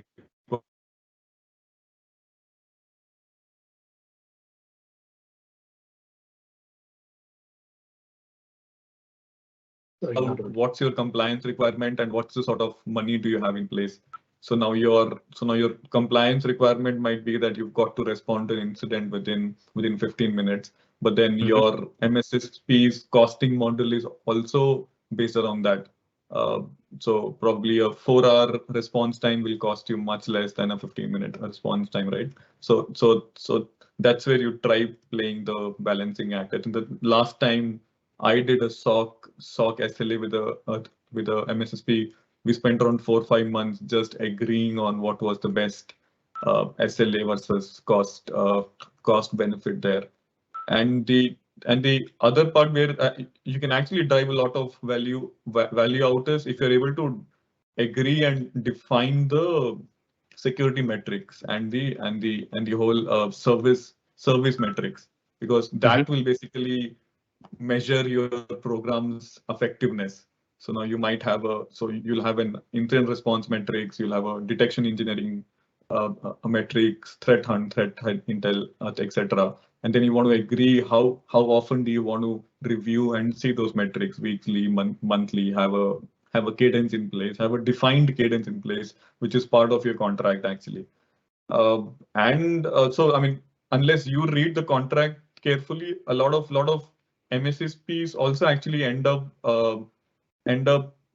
putting a number on things like how many detection use cases can they create every month, every quarter, which is again a very ambiguous number, right? Because you don't know how many detection cases your team might need to be created every month in response to a threat intel or in response to a new threat. So all those things are like you've got to play it smartly. And the way we've managed to do it in the past is that we managed to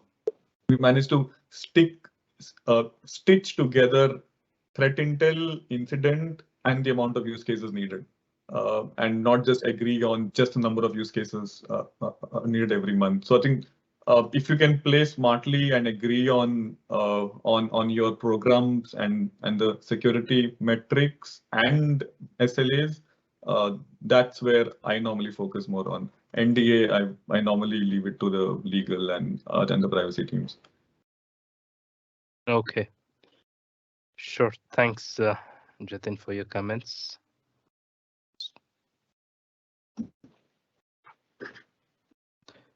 Okay, so there's a question from the audience. Maybe Anand, you could answer this as the last one, as we are short of time. So when it comes to cloud service providers, the shared responsibility model, how does it play in terms of the SOC context?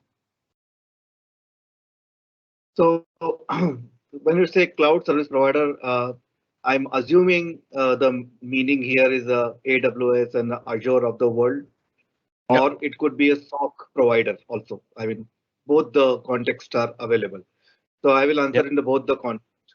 So if you're working with any AWS or Azure, they publish very clearly what is their responsibility and what is the customer's responsibility, where and what they will protect, and from where you have to start protecting your application, what is your responsibility. That is pretty clear.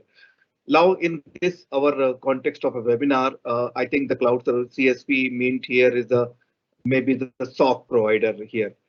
So if the SOC provider is a outsourced person, then otherwise if it's in-house person, then everybody, there's no shared security model, because everything is a one company and we have to protect our critical assets and everything. It's the same metrics for everyone.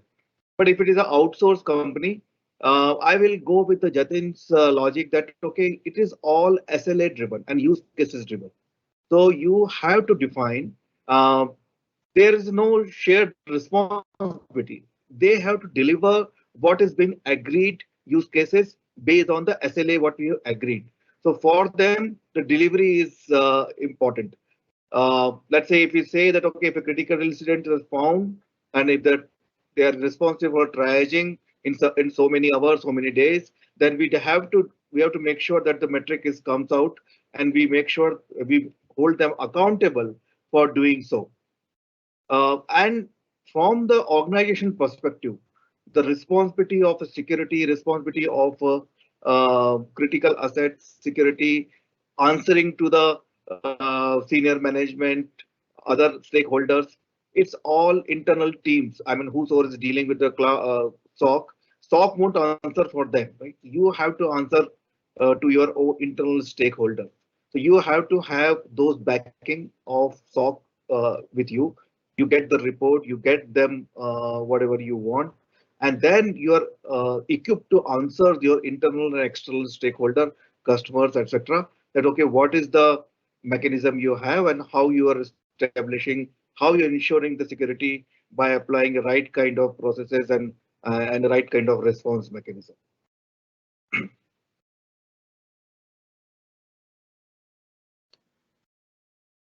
You're on mute, Neil.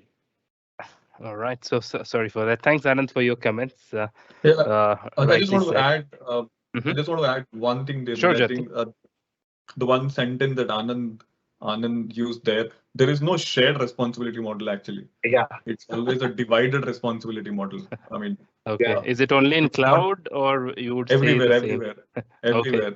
Even in the cloud, there is no shared responsibility. It's always divided. It's not like I mean, we're not sharing incident response. We are dividing the duties there. So your CSP or your MSSP, whoever it is, they do these things, and you do these things. So it's always a divided responsibility model. Okay. Sure. Thanks, Jatin, for clarifying this. Yes, so with that, we come to an end of this panel discussion, and I would like to thank you for making time, and really a good session with the experience you come from, and you must have seen the traditional SOCs to the next gen SOC, and we also spoke about what's coming in next 5-10 years, where we definitely see some AI ML kind of attacks, and also, as Asim said, the future looks bright for the cybersecurity folks. So with that, I'm sure most of them would take that positively. And I call it an end for this discussion. So, and also to the webinar. So I would like to thank G for being with us for the past couple of webinars and sponsoring us. Really, I'm sure most of them must have benefited from these webinars which we have done now, and also in last year when the COVID was around. So really thanks to the GE and the speakers internally and also external speakers who made time this evening and joined us for this session. And I also would like to thank Krishna, Devendra and Prasanna. One moment. Yeah, I would like to thank Krishna, Devendra and Prasanna for their time with the board. They have been providing incredible support for making these events happen, and also I'm sure when the new guys come in, they would also have the same energy as these guys had. And I also would like to thank the attendees who joined in for this webinar, and I would also like to endorse our ISC Square Bangalore chapter. For more guys to join in, please visit our chapter webpage. We also do post more about the events which we conduct on our LinkedIn page. So please also do follow us there so that you are following our events. And if there are any queries regarding joining the chapter, you can get in touch with any of the board members and we could guide you with it.